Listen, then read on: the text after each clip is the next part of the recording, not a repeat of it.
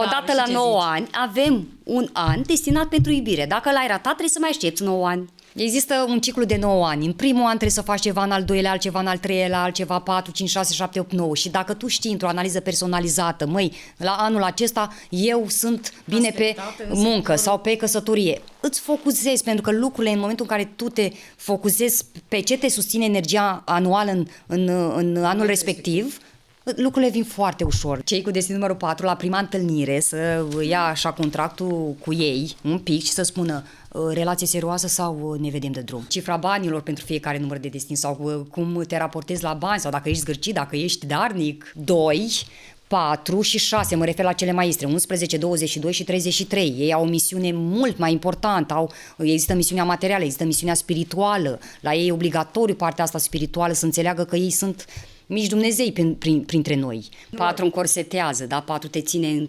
într-un pătrat, într-un loc acolo bine stabilit. 5 vrea libertate, lasă-mă să mă duc la petreceri cu fetele, la petreceri cu băieții. Cei cu 11 se pot regăsi clar și aici. La 11 e o energie mult mai mare, da? Pentru că vom avea 2 de 1 care rezultă 2, adică acolo avem clar o relație conflictuală, dar vocalizată, acolo va fi vociferată. Aici 2 ține în el, în schimb 11 răbufnește. Despre compatibilități pe numerologie la căsătorie. Pe certificatul de căsătorie, data la care ne căsătorim și cum să o alegem în funcție de cifra destinului. Noi nu vă spune acum cum să o alegem, vom spune ce semnifică cuplul căsătorit acea dată când ai semnat certificatul de căsătorie la starea civilă. Dragii noștri și dragele noastre, pentru că știu că voi sunteți mai interesate de numerologie, cifra destinului, în acest episod am 2 invitate alese pe sprânceană. Oana și Adina Timofte sunt experte în numerologie și astăzi vom avea totul foarte structurat, pe fiecare cifra destinului. Trebuie să vă uitați și pentru voi, dar și pentru persoana iubită, dacă sunteți 1, 2, 3, 5, 7, 9, 10, 11, că am aflat că mai e și 11 și 33, dar vă vor spune fetele.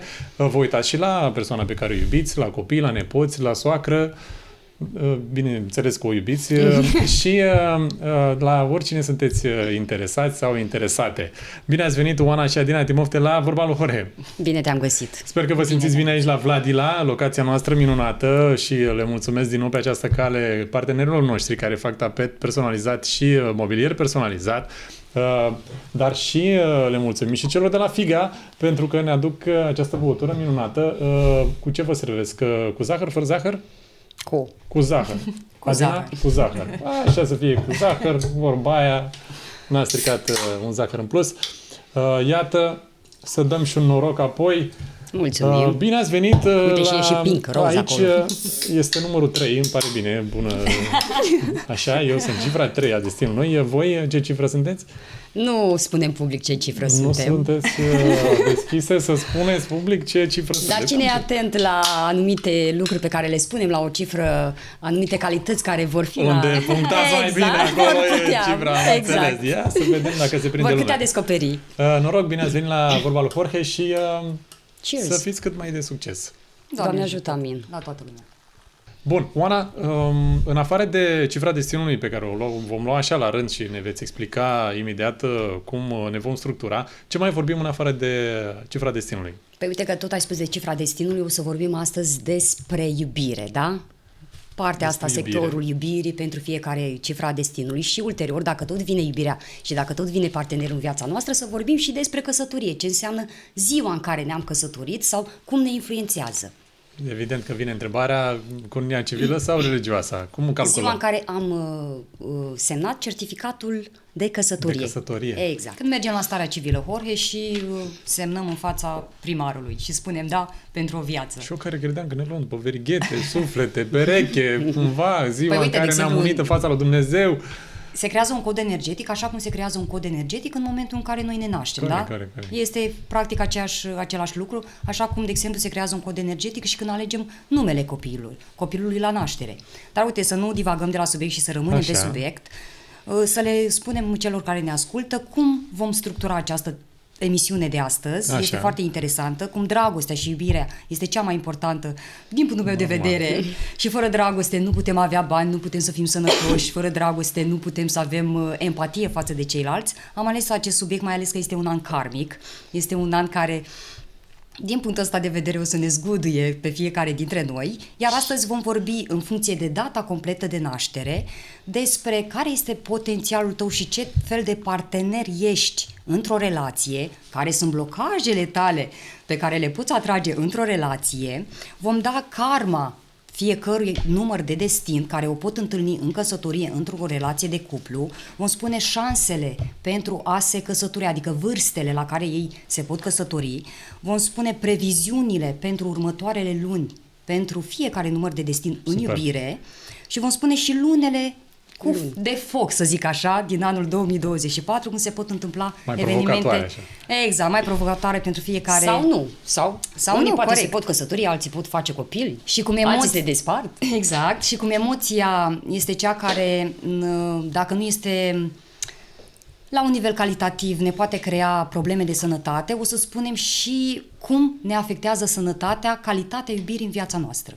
Superb. Deci noi, cei care ne urmăresc, să dea acolo la capitole jos, la filmulețul de pe YouTube, să selecteze cifra destinului dacă sunt curioși pentru ei și pentru cei pe care îi iubesc și apoi la final vom vorbi despre căsătorie, compatibilitate. Hai că avem treaba asta. Pentru a se regăsi fiecare în categoria numărului de destin, să dăm un exemplu de calcul, să înțeleagă încă o dată ce număr de destin are fiecare. Perfect. Adunăm fiecare cifră din data completă de naștere, respectiv zi, lună, an, până ajungem la un rezultat cu o cifră, da? Să luăm un exemplu. 5 a 10-a, 5 octombrie 1959. Ce fac? Iau pixul și scriu 5 plus 1 plus 0 plus 1 plus 9 plus 5 plus 9, le adun. La mine am ajuns la 30, merg mai departe, 3 plus 0 egal 3. Deci cifra de destin pentru această dată de naștere este 3. Cei care ajung, de exemplu, la un rezultat, prima oară, la primul calcul de 2 cifre, vor merge mai departe, da? Ok. 38 egal 11, uite, fără să-mi dau seama, cei de acasă, nu știu dacă știu, există și acea categorie a numerelor maestre, 11, 22 și 33. Și dacă am ajuns la al doilea calcul și am ajuns la rezultatul 11, 22 și 33, păi rămân acolo că sunt special, dar am și o muncă mult mai multă pentru a ajunge la potențialul acela de destin. Asta am aflat acum pe balcon, înainte să începem, că nu știam de 11, 22 și 33. Sună foarte bine. Noi avem fata noastră cea mare, care este cifra 11, deci începem să înțelegem mai multe. Da, păi ea este cea care ne mănâncă. Această energie a cifrelor maestre o putem găsi în ziua de naștere, cum ai tu 22. Se poate găsi în luna de naștere, cum mai are cineva de aici. Am înțeles. Da? Dar în funcție de codul energetic, unde o găsim în codul energetic, are o importanță mai mare, un impact mai mare sau mai slab în energia ta. Hai să începem cu cifra destinului 1, că sunt curios. Ok. Când vorbim de numărul de destin 1, vorbim de o persoană foarte... ori ca mine. În momentul în care se află într-o relație, își impune propriile reguli, impune propria modalitate de a iubi, de a se organiza. Ea este persoana care ia decizii singur în familie, chiar dacă persoana respectivă, partenerul, îi spune, păi știi că aș vrea să discutăm un pic. Da, am discutat. Păi uite, sunt de părere că, da, așa facem. El se întoarce și face tot ca el. Este un ambițios și un încăpățânat și un... definiția, dacă e să dăm definiția... Fix astăzi am văzut un video despre asta, dar nu vreau să te întrerup. Am văzut exact despre asta. Când el și ea n-au dreptate, dar te las pe tine să continui, o să-l zic de acolo, cu siguranță cineva avea numărul 1, adică numărul 1 este în stare să contrazică partenerul, chiar dacă știe că nu are dreptate, dar este atât de mult însetat de a se ridica învingător din orice situație, încât se contrazice până obosește și renunță celălalt partener. E o energie masculină, e o energie rațională și de asta cel cu destin numărul 1 trebuie să fie foarte atent la ce partener își alege, pentru că el are nevoie de un subaltern, are nevoie de cineva care să-l urmeze, are nevoie de cineva care să nu-l depășească. În momentul în care este depășit, cu siguranță are grijă să te dea un pic mai în spate. Deci atenție în trafic, ăștia care sunt depășiți. Da, să știi că da, vrea să fie și primul la semafor, e cel care accelerează, care pune pe pedală ca să depășească coloana. Se regăsește în orice... Tipologia asta Exact. Wow. Din punct de vedere al iubirii, el trebuie să conștientizeze că în profesional sunt foarte ok aceste calități. Sunt încăpățânat, sunt omul lider, perseverent, determinați, autoritar. În schimb, trebuie să dezbrace acest sacou, această haină. Exact, când ajunge sau când dorește să își formeze o relație, pentru că altfel, cu siguranță, unul la mână poate să sufoce partenerul și să-i taie aripile. Fiind autoritar, se poate ajunge chiar la modul nu ești bun de nimic, stai acolo în banca ta, lasă pe mine că știu mai bine. Efectiv arde. Când vorbim de numărul 1 de destin, vorbim despre energia soarelui. Vorbim despre... și dacă acel soare arde prea tare, da, trebuie să-și pună un pic... partenerul ar trebui să-și pună o loțiune de 80-100, da? Ca să facem așa o... Acea răsuri solare. Exact. Ei iubesc mai degrabă mental, rațional și de asta, în momentul în care intră într-o relație, de multe ori partenerul celui cu numărul 1 de destin se va simți singur în doi. El trebuie să știe... Cei care aveți un număr de destin sau vreți să vă căsătoriți cu o persoană cu destin numărul 1, trebuie să știți că cineva vă va conduce. Dacă vă doriți această energie în relația voastră, dacă aveți nevoie tot timpul de o ghidare, de cineva pe tron, luați-vă un destin cu numărul 1. Russell Crowe în 300. Liderul, ok. De aceea, deschiderea emoțională la Așa chema, nu? Russell Crowe, Da. Deschiderea emoțională... nu există o deschidere emoțională a celor cu destin numărul 1, pentru că ei tot trec prin filtrul rațiunii. Absolut tot, mai ales în partea asta de iubire. Și tot ei se plâng foarte mult despre faptul, dar de ce nu am partener?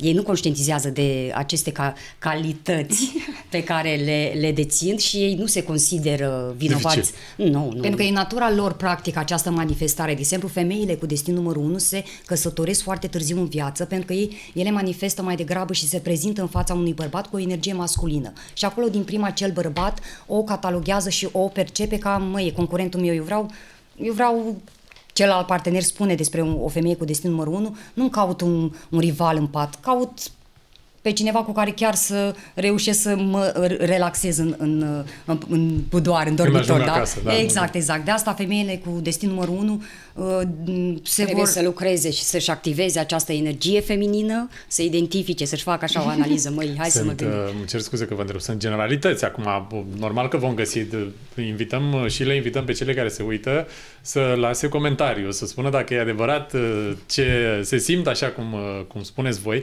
pentru că sunt sigur că sunt și excepții și persoane în funcție de...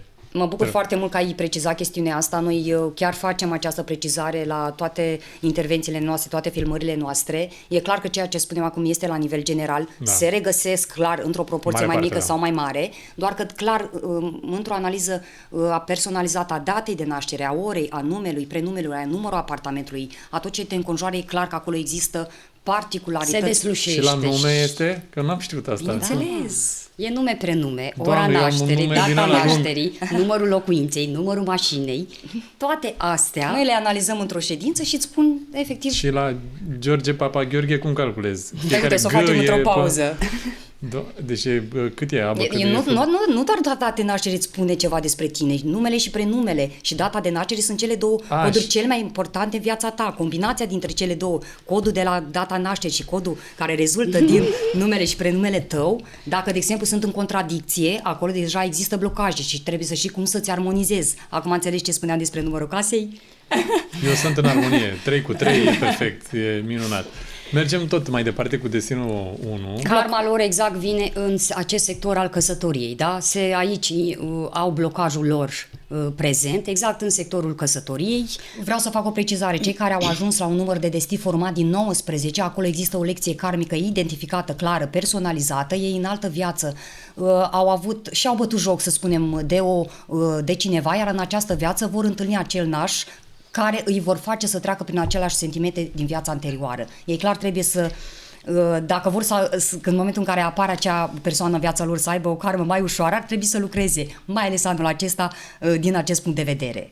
Facilitează anul ăsta trecerea karmei, așa, Suntem în 2020, suntem în 2024, eu personal mi-am făcut programele mele karmice încă din 2023, Doamne, pentru că anul 2024 să fie mai lin. Să fie mai blând. Nu, eu trebuie să notez acest nume de carte, pentru că dacă nu, eu oricum nu mă pricep la asta, dar sună foarte bine îmblânzirea karmei.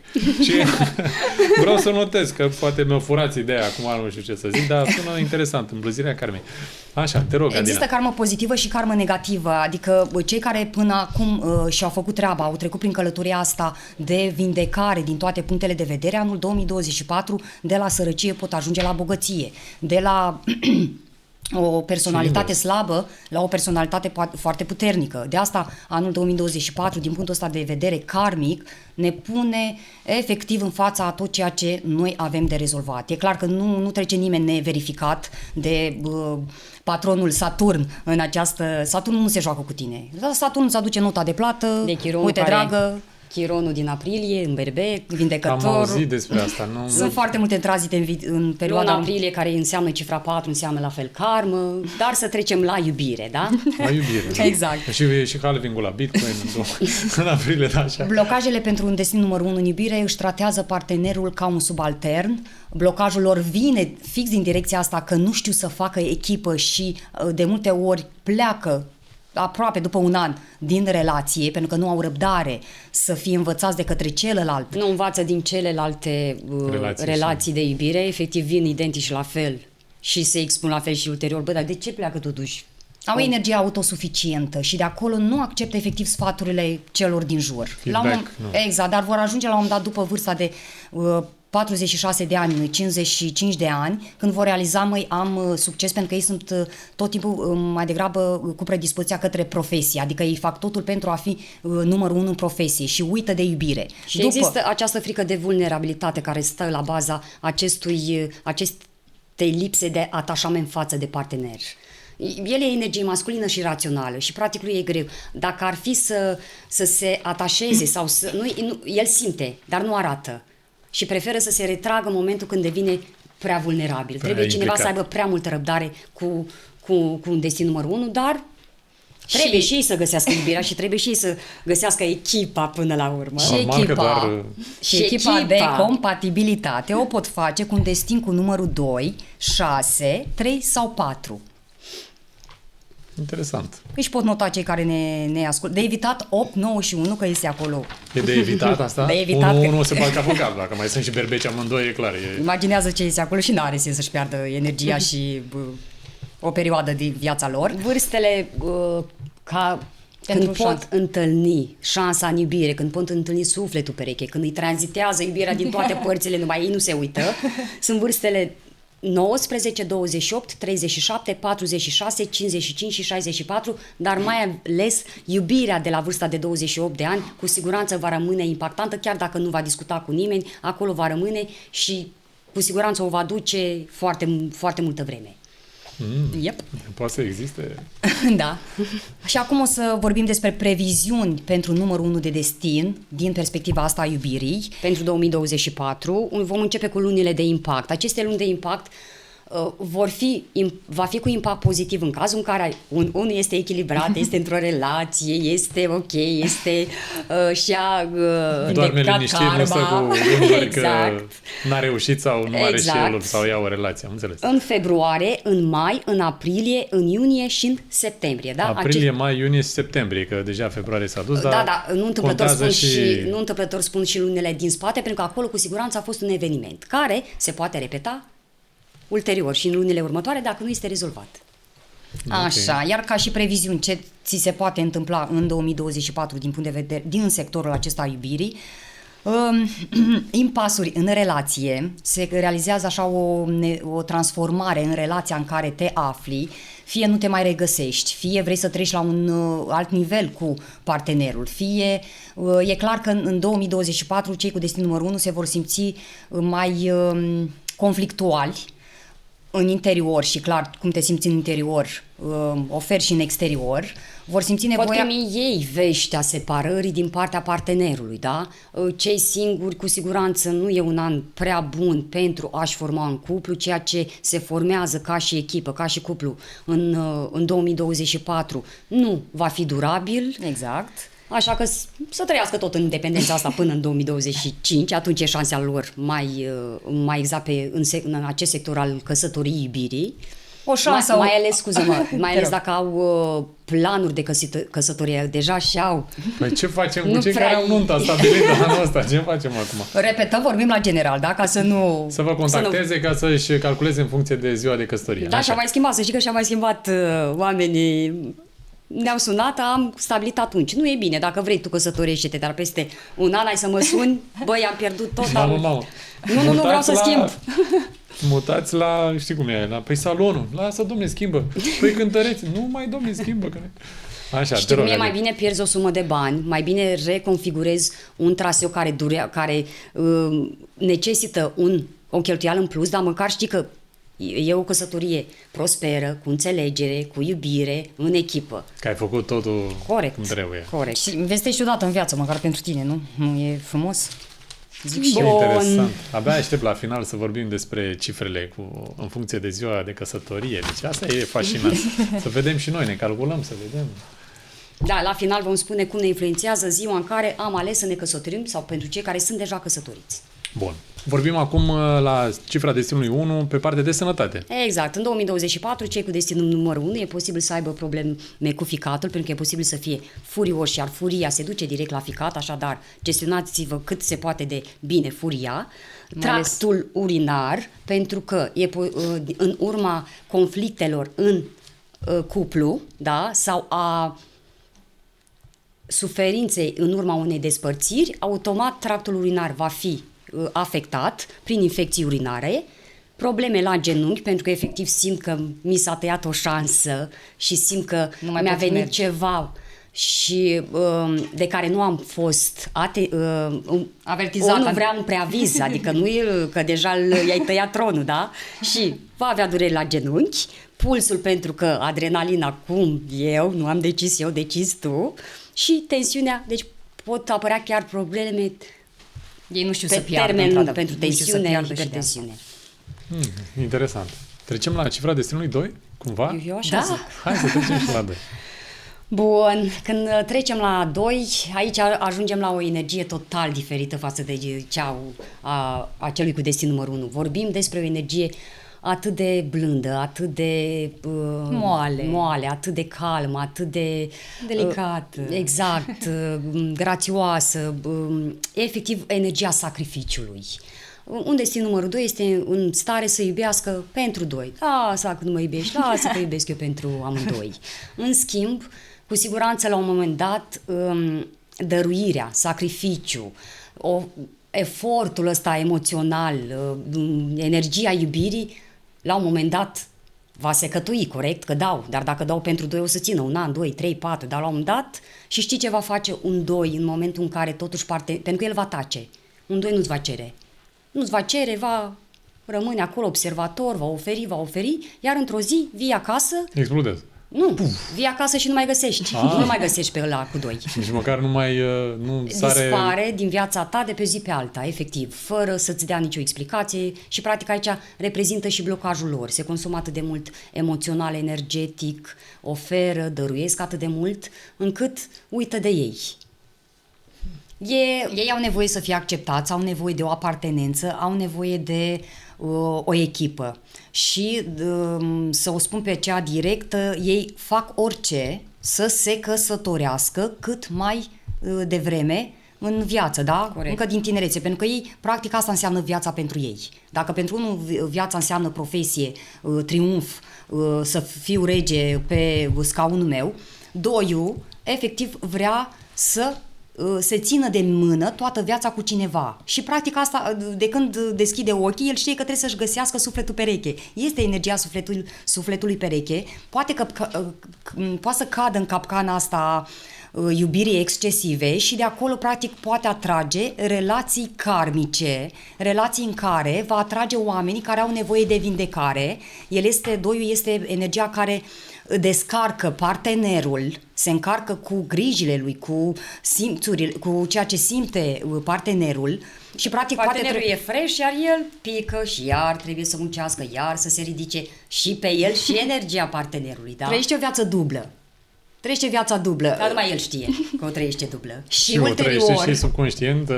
Corect. Și ulterior, având acest dar, dacă îl putem denumi, e dar în momentul în care ar trebui să este înconjurat doar de pozitivitate, de lumină și de tot ce înseamnă bun în preajma lui, dar în momentul în care e înconjurat de un partener toxic, nu mai e un dar pentru el.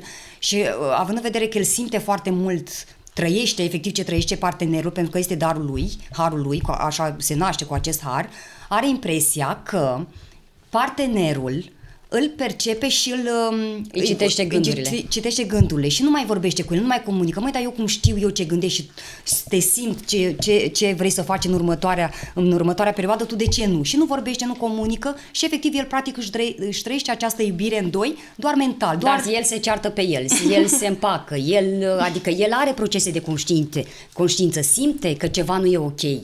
Dar el totuși dă, oferă, poate a se prinde, poate mâine se oprinde, poate și dă tot din desaga energetică, emoțională până pică. Și e valabil și la 11 sau doar la 2, 11 Asta separat? și voiam să spun. Cei cu 11 se pot regăsi clar și aici. La 11 e o energie mult mai mare, da? Pentru că vom avea 2 de 1 care rezultă 2. Adică acolo avem clar o relație conflictuală, dar vocalizată, acolo va fi vociferată. Aici doiul ține în el, în schimb 11 răbufnește. Acolo dualitatea se instalează foarte mult. Râd pentru că e Ilinca ai făcut noastră. acolo niște circuite, e clar. Da. 11 vociferează, 11 e... Mi-ați descris viața, practic.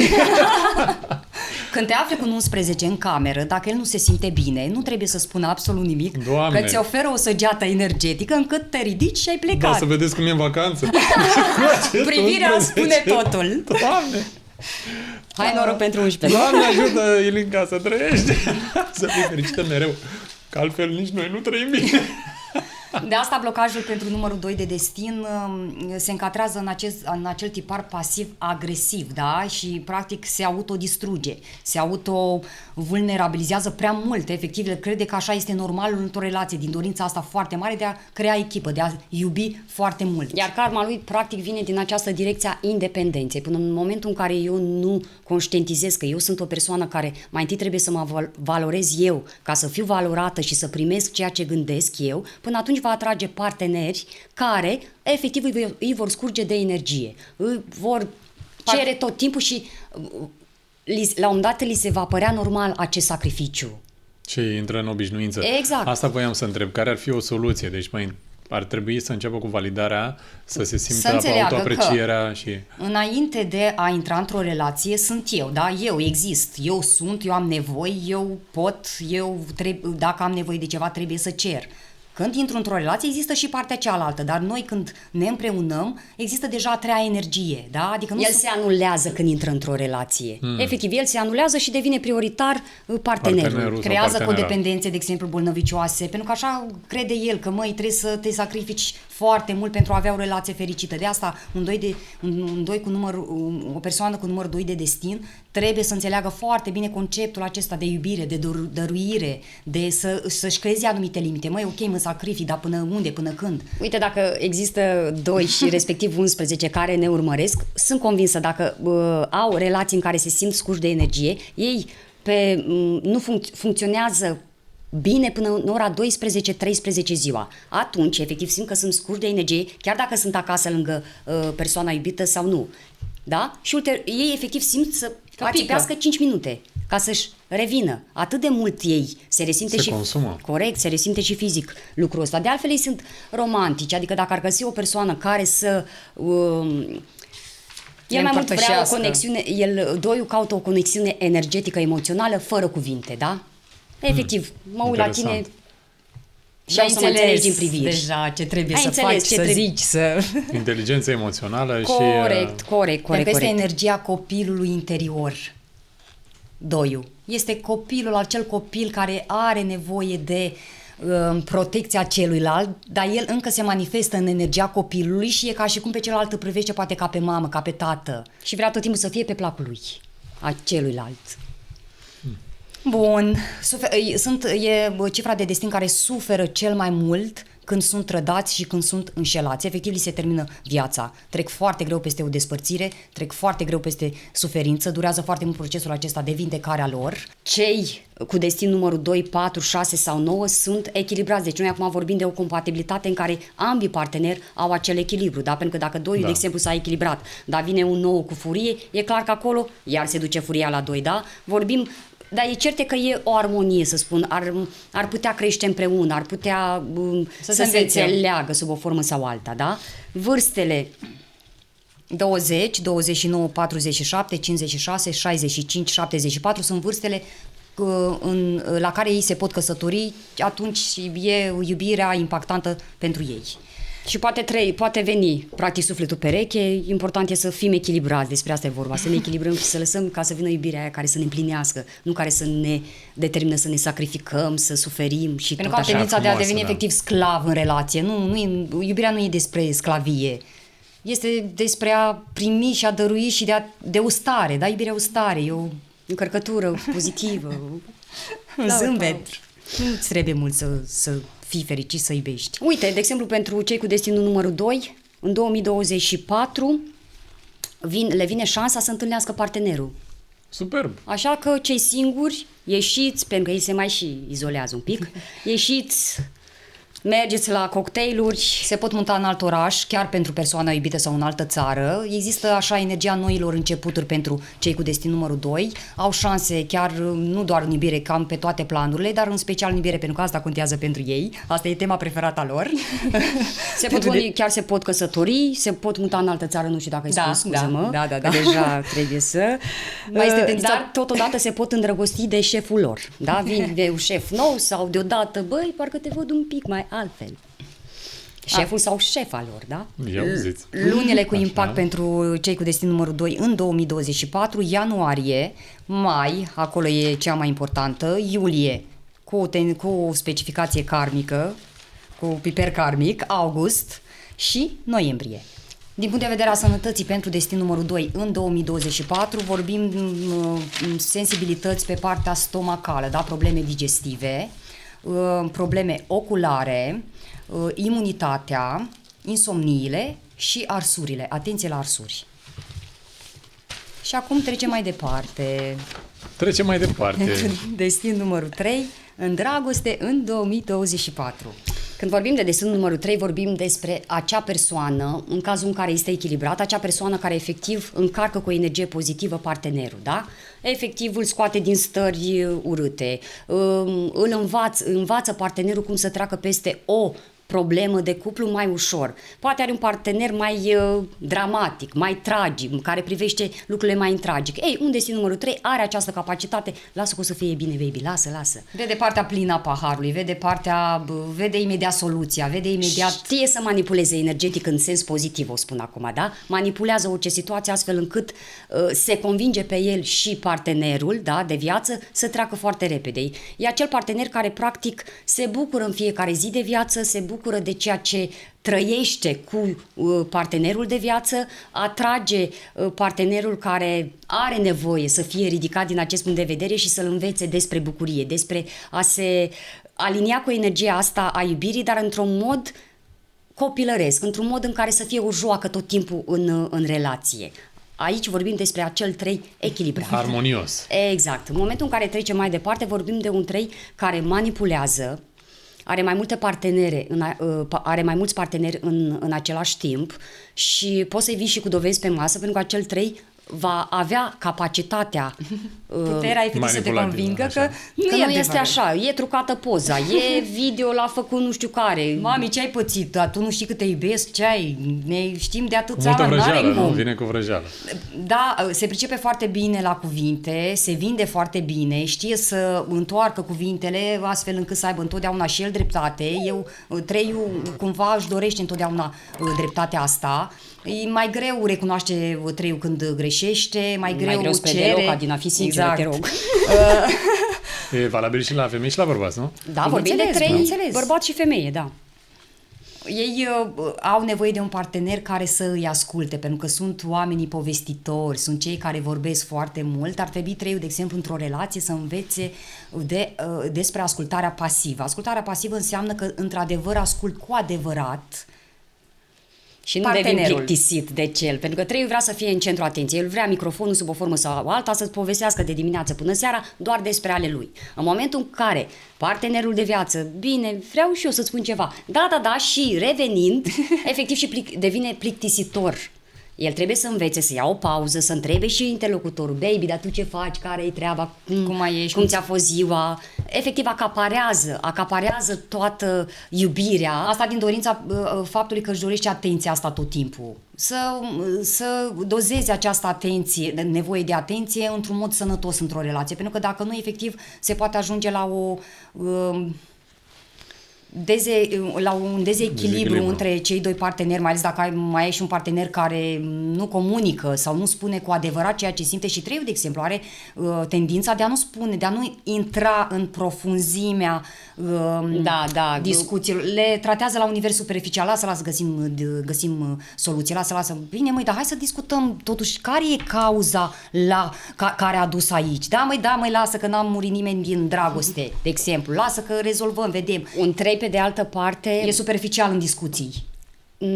va face tot posibilul să arate societății sub o formă sau alta care o relație perfectă, chiar dacă în casă sunt tunete și fulgere. Până nu pleacă unul, într-adevăr, dacă există acolo toxicitate, un 3, ce fac? Perfect, sunteți super, e totul minunat. Aici, această contradicție a energiei cuplului, la un moment dat unul dintre parteneri poate ajunge la depresie, da? Treiul, de exemplu, are tendința de a purta măști. Da? Adică se pierde, își dorește atât de mult această atenție încât se desprinde foarte mult de sufletul lui și își pierde foarte mult identitatea lui, autenticitatea lui, da? Și de multe ori joacă roluri în societate, în familie, pentru că este un jucător, este un actor foarte bun, adică sunt foarte mulți actori de la Hollywood cu numărul 3 de destin. Nu întâmplător poate să aibă mai multe partenere, pentru că unei partenere oferă actorul care, personajul exact, de care are nevoie, celelalte alt personaj și tot așa. Dar, într-adevăr, e obositor la un moment dat și se poate ajunge la depresie. Exact, asta că vreau să fac legătura cu aceste măști către depresie, pentru că la un moment dat te uiți în oglindă și spui, măi, cine mai sunt eu? Care sunt nevoile mele? Stai un pic, măi, ce ai pățit? Unde ești? Hai să stai un pic cu tine și vezi, fii sincer. Unui 3 este foarte greu să fie sincer cu el. Trei se îndrăgostește de ambalaj prima oară. De ambalaj. Ce văd la prima vedere? Estetica.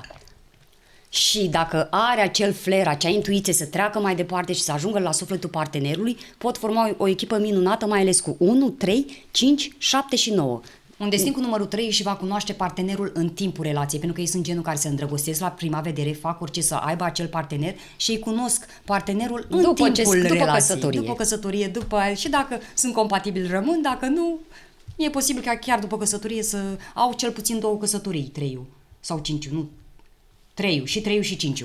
Există căsătorii și la impuls, da. Uite, sunt atrași de parteneri care poartă uniformă, medic, polițist, armată. Da, sunt atrași efectiv de uniforma asta, pentru că e un statut, e ceva estetic, e altceva estetic. Nu toată lumea poate un politician, da, e de uniforma de politică, sunt atrași de această estetică socială, să spun așa. Vârstele la care pot întâlni dragostea vieții lor: 21, 30, 48, 57, 66, 75. Lunile cu impact în 2024, luna martie aici e cu foc, aprilie, ne mai armonizăm, iulie, septembrie și decembrie. Iar karma care îi tranzitează pe cei cu destin numărul 3 vine în special din partea femeilor, da? Adică influența femeilor în viața lor este și a mamei, corect, și a mamei celui cu destin numărul 3. Este constantă și frica de respingere la ei e. Frica de respingere și poate deveni, uite, agresiv, impulsiv, da? Să nu uităm, în momentul în care ne afundăm într-o relație care nu e pe tip, da, și un destin numărul 3 poate rămâne într-o relație toxică efectiv pentru partea financiară a partenerului.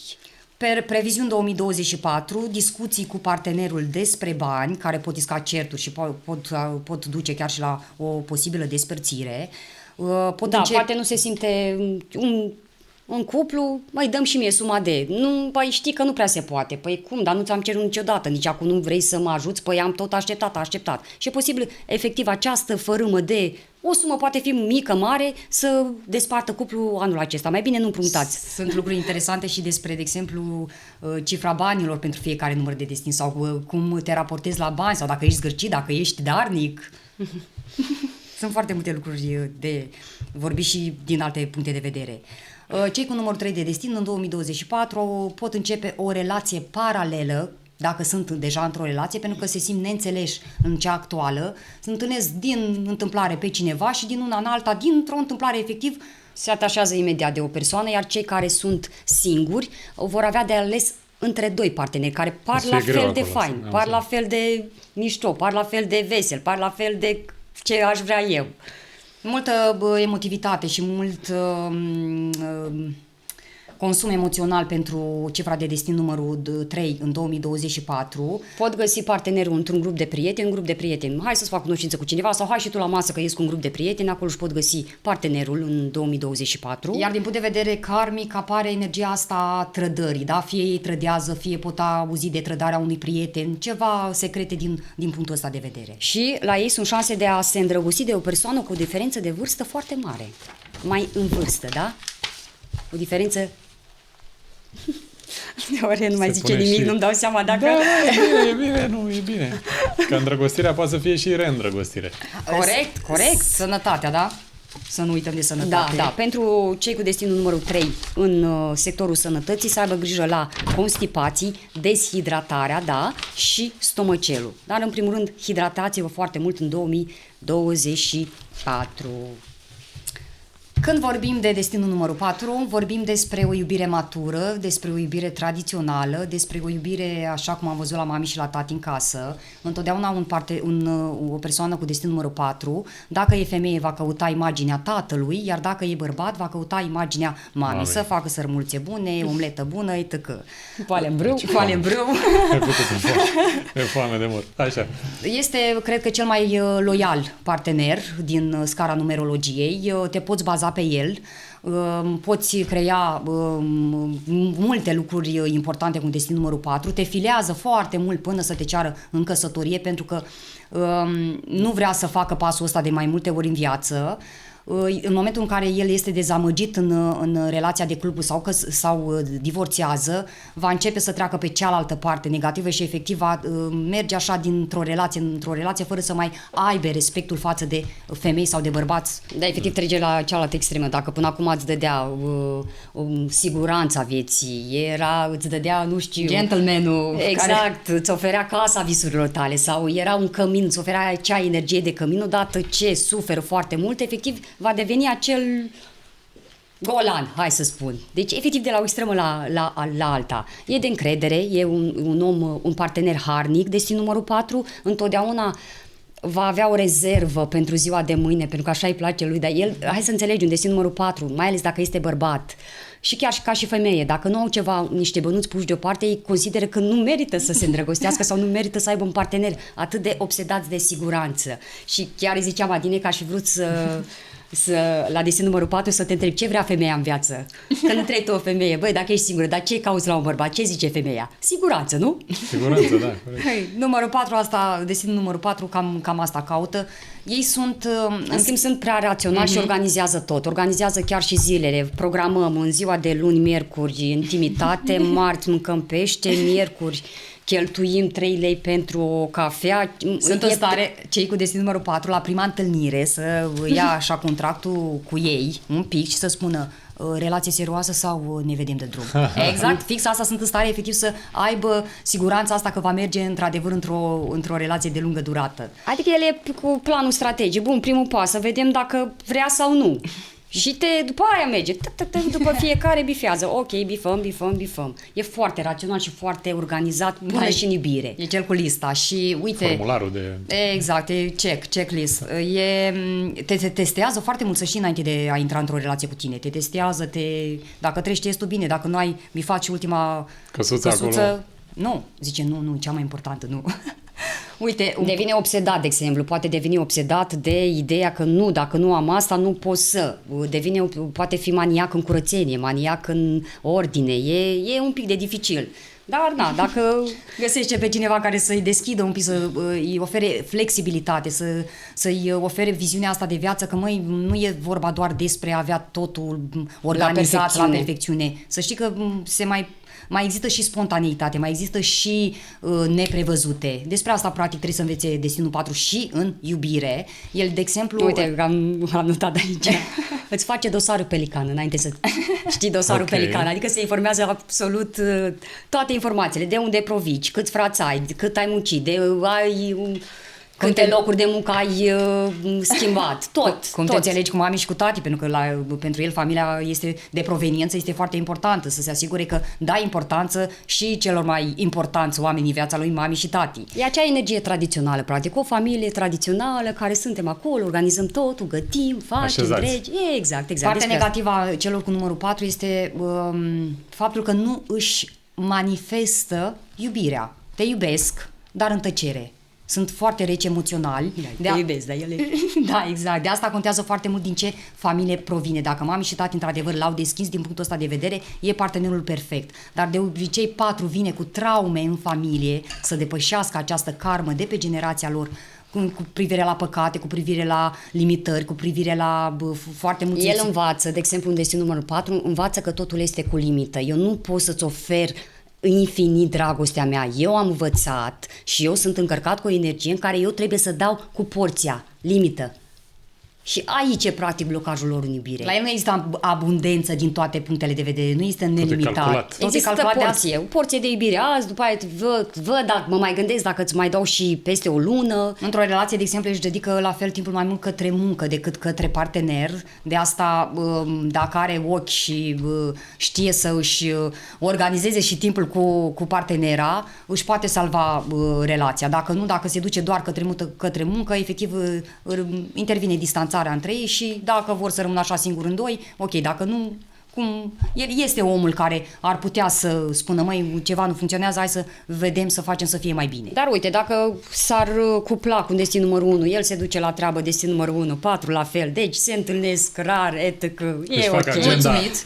Când ieșim la cină? Păi joi, da, nu ți-am trimis pe note? Da, când avem programul împreună?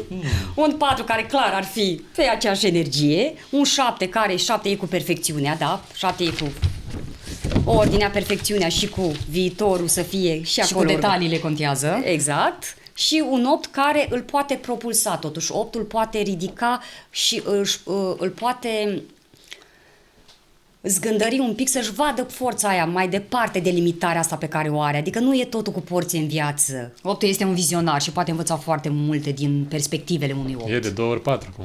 Corect. Da, dar format altfel. 4 e foarte împământenit, 8 e...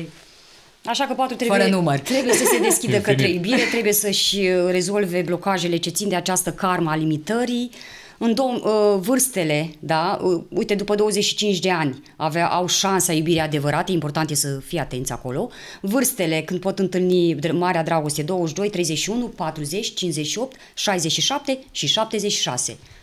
Cei care au 76, niciodată nu e târziu să ne îndrăgostim. Corect. Atenție. Mai apare un nepoțel, o nepoțică, când iubești în altă formă. Ca și previziuni pentru un destin numărul 4 în 2024, pentru ei revine un partener karmic Pentru cei singuri, da? Revine un nu neapărat, stai, poți să fii și într-o relație și revine. Nu, Și nu. te dă peste cap. Îți dă Aoleu. peste cap Revine casa. Îi răstoarnă casa patului. Destinul numărul 4 și destinul numărul 8 sunt din naștere energii karmice. Cu 2024, energie karmică, ei cam sunt cei mai înțepați din punctul ăsta de vedere. Nota de plată lor e mai mare. Pot deveni și părinți, pot fi păcăliți de o sumă de bani, adică întâlnesc un partener, Într-o lună așa în care își pierde mințile, că de obicei nu o fac. săptămâna aia oarbă și e posibil ca partenerul pe care l-a întâlnit de fapt să aibă o intenție ascunsă și să-l păgubească de o sumă de bani. Așa că grijă. Sau altă variantă de a pierde bani e acum 9 ani de zile am păgubit eu pe cineva, am înșelat eu pe cineva și în anul 2024, fiind karmic, vine acea plată, dar nu va fi de 400 de lei, va fi de 4.000 de lei, de 4.000 de euro, adică va fi cu totul și cu totul mai mult decât ce am lăsat în urmă. Interesant, deci trebuie să avem grijă. Vezi cum e? De-aia trebuie să fii om bun. Lunile martie, iunie, septembrie și octombrie sunt cu impact pentru ei. Pe partea de sănătate, să-și verifice să-și verifice B-urile, pot suferi de alergii de piele în 2024, afecțiuni dermatologice și articulațiile. Iar frica de a fi rănit și de a nu fi judecat aspru stă la baza acestor lucruri care îi limitează sub o formă sau alta. Cifra destinului numărul 5. Corect. Vorbim mai departe despre 5 În dragoste. și energia dragostei, ce partener atrage cum este el în iubire. Când vorbim de 5, vorbim despre un partener lângă care nu te vei plictisi niciodată. Întotdeauna el va dori să facă ceva diferit, fie în fiecare săptămână, fie în fiecare lună. Tot. Devorează iubirea prin toate simțurile. Are nevoie de un partener care să îl iubească non-stop, adică să-l sune non-stop, te iubesc, mi-e dorit, abia aștept să te văd. Dacă nu, va căuta în mai multe direcții iubirea. El este cea mai jucăușă energie din numerologie, nu se va stabili decât după ce testează foarte mulți parteneri și o să se stabilească pentru că au obosit să mai caute. Întâmplător sunt numerele de destin care au cel puțin un divorț și există posibilitatea să se recăsătorească cu aceeași persoană. Exact, două căsătorii, dar cu aceeași persoană. Știi cum fac ei, Jorge? Decid astăzi, gata, pe tine trebuiau. Mai stă o lună, două, trei? Nu, m-am plictisit. Nu mi ofer ce vreau. Eu ți-am zis că vreau așa. Ce înseamnă asta că venim acasă, stăm, nu mă încursetezi tu pe mine. Eu vreau libertate, vreau să gust viața, vreau să așa, nu vii. Dacă își iau un destin cu numărul 4, mamă, Plictiseală totală. Chinul lor. E chinul lor. Deci e chinul 4 lor. încorsetează, da? 4 te ține într-un Pătrat. într-un pătrat, într-un loc acolo bine stabilit. 5 vrea libertate, lasă-mă să mă duc la petreceri cu fetele, la petreceri cu băieții, adică, bine, e și o energie în care într-adevăr are nevoie de spațiul lui ca să se reenergizeze. Important e ca acel spațiu să-l facă constructiv pentru el, nu să se ducă să devină un partener infidel. El are nevoie să te miroasă, să te atingă, să te guste, să te simtă de sus până jos, iar dacă vede că partenerul nu-i oferă, de fapt un 5 caută o persoană care să fie 5 personalități, da? Astăzi să fie o femeie blândă sau bărbatul blând, mâine să fie bărbatul mai autoritar, poi mâine să fie cel care ia inițiativă, răspoi mâine, efectiv vrea un mix de personalitate de care să nu se sature. În momentul în care devine un pic deranjat și se impun anumite reguli, poate deveni un partener foarte agresiv verbal, adică găsești cuvinte la un destin numărul 5 care nu le-ai mai auzit niciodată. Am eu o vorbă, ia toți sfinții din calendar și sunt ai tăi. Și începe... Totodată există tendința asta de a deveni dependent, obsedat și dacă este părăsit de cineva, păi nu se lasă până nu te întoarce înapoi măcar pentru o seară, da? Adică nu mă lași tu pe mine, te las eu pe tine, că un 5 are și un magnetism sexual foarte puternic. Un 5, dacă intră într-o cameră, chiar dacă nu e cea mai frumoasă, nu e cel mai frumos, atrage atenția... În secunda 2 simți nevoia să te uiți, băi, dar cine a intrat? Da. Poate fi cât de simplu îmbrăcat, Dar 5 oricum este mai extravagant. Caută locuri mai extravagante, parteneri mai extravaganți. Dorința carnală e mai mare la el iubește practic mai întâi te trece prin dormitor pentru a înțelege dacă ești sau nu pentru el. Acela este practic Testul. bifa lui și testul lui. De asta și schimbă foarte mulți parteneri, de asta și se plictisește foarte repede. Mai este și cealaltă baricada a celor cu destin numărul 5, care efectiv sunt foarte fricoși în a iubi și efectiv stau în ultima relație, stau legați de părinți, pentru că ei au tendința de a crea dependențe. Fie atrag oameni cu dependențe, nu știu, jocuri de noroc, droguri alcool. sau ei efectiv merg în magazine și își cumpără lucruri de care nu au nevoie și se află cu etichetă în dulapul lor. Ca idee, viciul ăsta în iubire, adică devine efectiv, să spune că eu sunt 5, îmi devii un viciu și nu pot să mă las de tine, da? Efectiv, asta e. Obsesie. Exact. Ei, ca să se asigure, de exemplu, că vor avea o căsătorie împlinită, fericită, trebuie să se intereseze despre căsătoriile de pe linia mamei și linia tatălui, să vadă dacă nu au existat acolo arme energetice negative, să le spun pe românește blesteme, în cazul în care cineva din generația lor nu au tăiat acele arme energetice, stringuri karmice, cum vor ei să le denumească, vor perpetua același tip de relații și anume te poți căsători fie să înșeli tu, fie să fii înșelat. Acele triunghiuri amoroase. Și nerespectul față de femei în energia numărului 5, la fel aduce blocajul în viața lor sentimentală. Adică, nu știu, mama, străbunica a fost nerespectată, acolo nu s-a vindecat acea suferință și automat trece mai departe și trebuie, exact, și trebuie să o rezolv sub o formă sau alta, dacă nu voi fi eu respectat ca bărbat sau ca femeie în relație. Există, ca să nu se sperie lumea că 5-ul e crazy, există și cel 5 care, odată ce simte că partenerul îi oferă, poate să ducă o relație foarte lungă, da? Și găsesc diversitate acolo, mai ales dacă găsești un destin 3 sau 5, da? Aici lista e mai mică pentru că, 3 îi dă veselie, știi cum, am vorbit la 3, e cu veselie, e cu carismă, e cu chestii și 5 la fel, extravaganță, statut social, imaginea în fața societății. Deci are tendința de a arde foarte multe etapele într-o relație și de acolo ajunge la un punct în care spunem, gata, nu mai ești interesant. De asta ei trebuie să meargă mai în profunzime, ca și 3, mai în profunzimea unor relații, mai în profunzimea, cine e cu adevărat. Eu, de exemplu, când vorbesc cu cei cu destin numărul 5 și au mai mulți de 5 în profilul numerologic, le pun o singură întrebare după ce îmi spun că au o relație de 2-3 ani și nimeni nu a știut să răspundă. Care este culoarea preferată a ta și a soțului? Aole, mai blocat. Care este mâncarea preferată? Wow!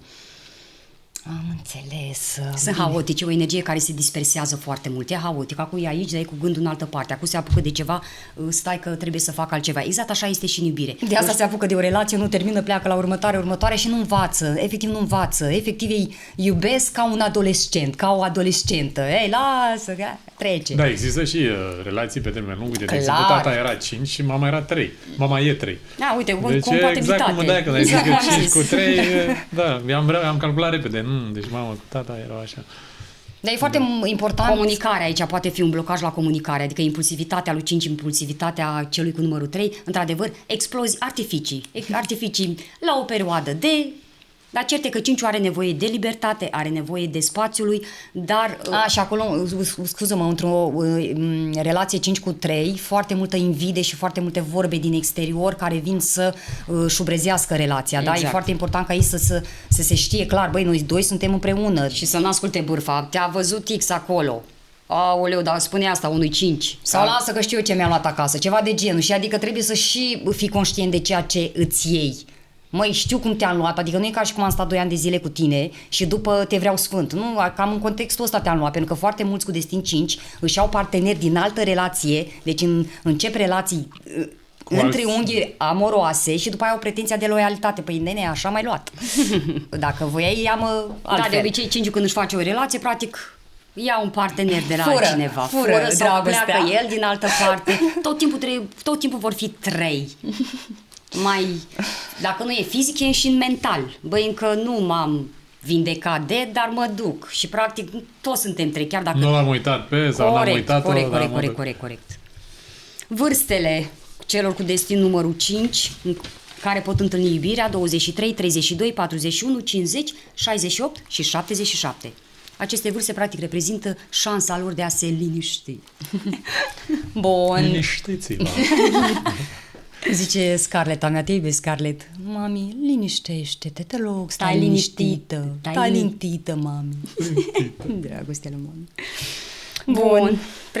Pentru 2024. Și că nu suntem gemene, nu? Da, asta vă zic. Previziuni pentru ei în iubire, pentru cei cu destin numărul 5, mutare în casă nouă. Asta poate însemna că ori te muți cu partenerul, ori dacă nu te muți de la partener. Fiecare în funcție de calitatea de relației în care se află. De asta vorbim la general, da? Poate să mută împreună.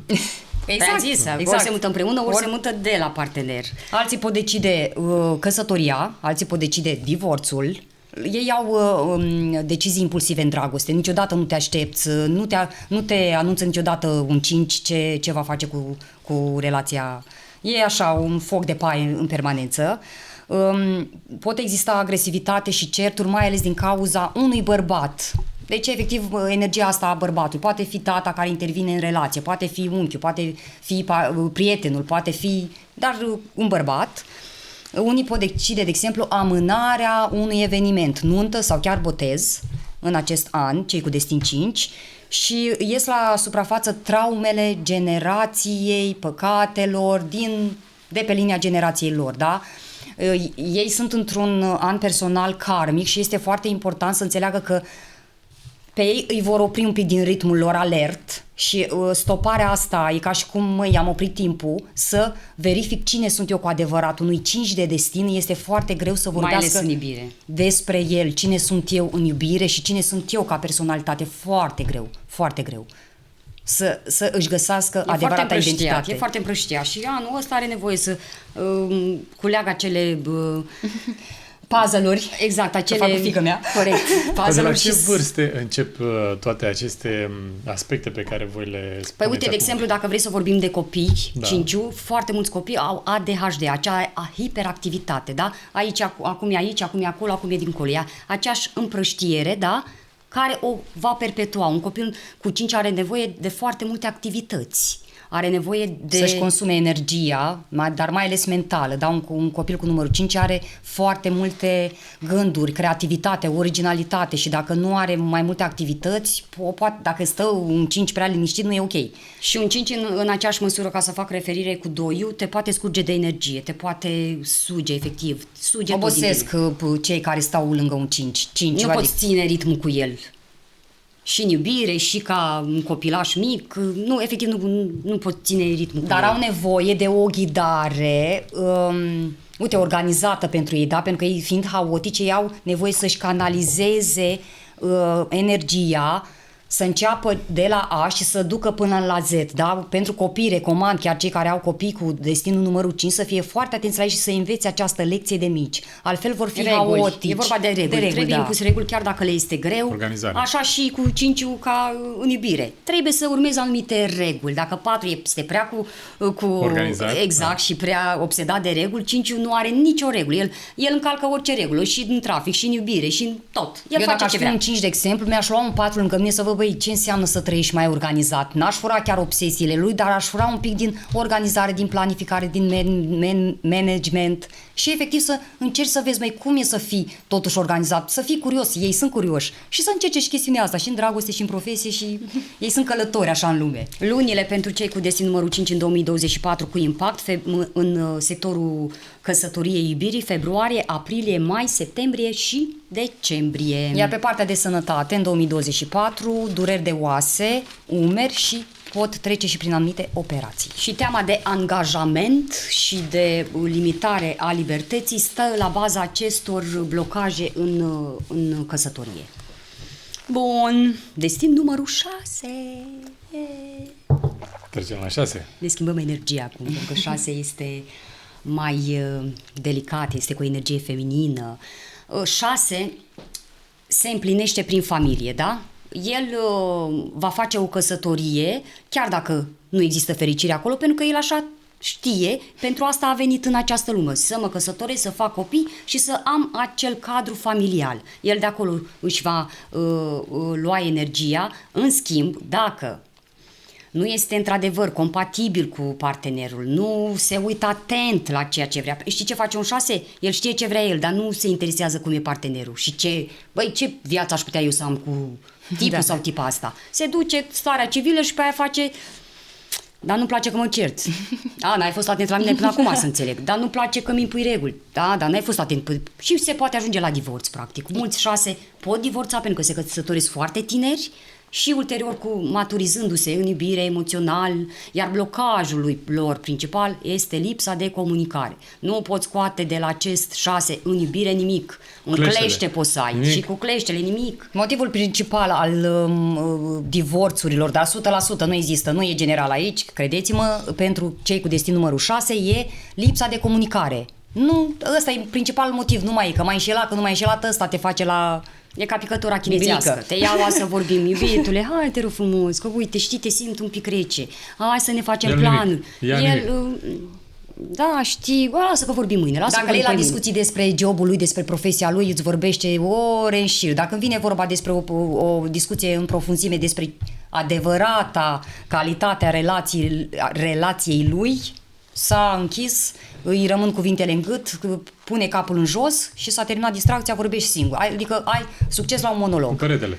Da. La început pare partenerul perfect, pentru că e calm, vrea să te protejeze, e cu răbdare, te suportă, tandru. Zici, băi, l-am prins pe Dumnezeu de mână. Băi, câtă răbdare are cu mine, wow, e super mega mișto persoana care am întâlnit-o cu destin numărul 6. Te face să te simți în largul tău când ești lângă el, pare totul în regulă, doar că el practic își înhibă adevărata lui personalitate, este frică, vine cu traume practic de la părinți în ceea ce privește personalitatea lui, adică părinții practic nu comunică cu el. Toți copiii, de exemplu, care se nasc cu destin numărul 6, trebuie să le vorbești foarte mult, trebuie să le spui că comunicarea este foarte importantă și să fie sincer cu ei. Este unul dintre... Să-i determine să-și deschide sufletul, practic, da? Pentru că dacă de mic copil, hai spunem ce ai pe suflet, pentru că chiar și cei cu copii care au destin numărul 6 vor vedea, stai un pic, parcă nu vrea să discute, parcă ei trebuie antrenați.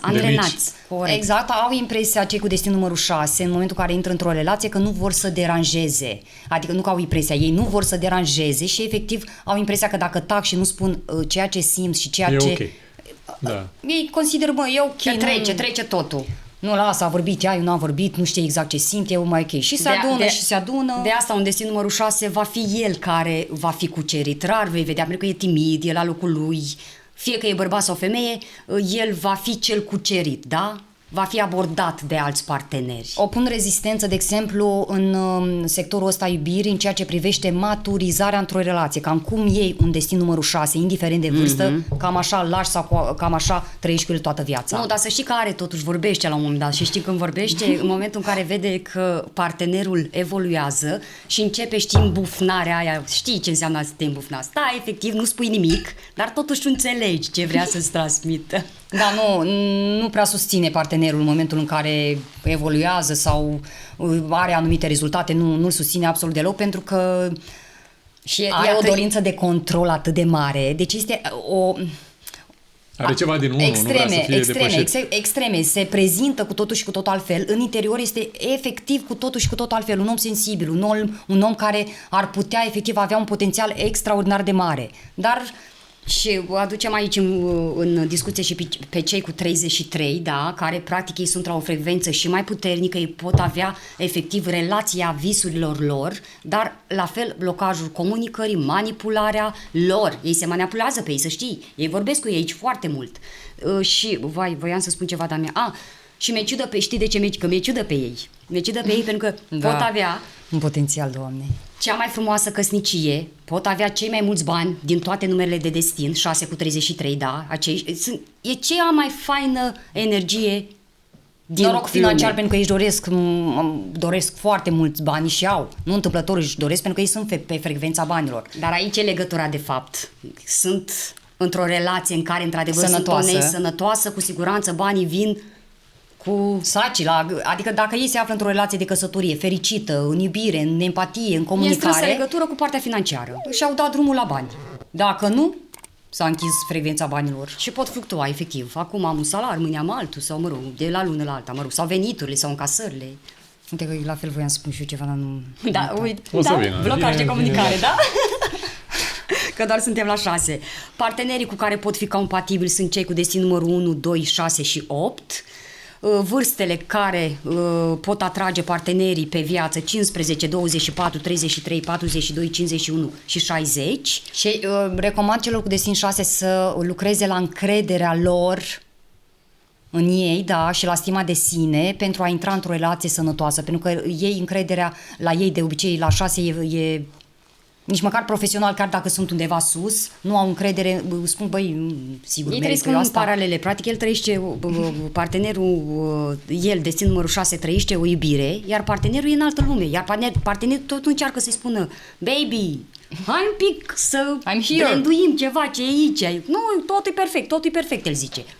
Și deci un destin cu numărul 6 poate avea cea mai fericită familie, efectiv poate să atragă copii frumoși, familia frumoasă. Știi, e familia aia care te uiți la ea și zici, băi, ce faine, chiar există. Și de acolo, din energia aia, vin și banii, adică nu trebuie să muncești prea mult să vină bani în casa unui 6. Bun. Și pe sănătate? Stai un pic, că avem previziunile pentru 2020. Vârstele le-am spus? Am zis eu. Lunile ianuarie, aprilie, august, septembrie și octombrie vor fi lunile cu impact pentru ei în 2024.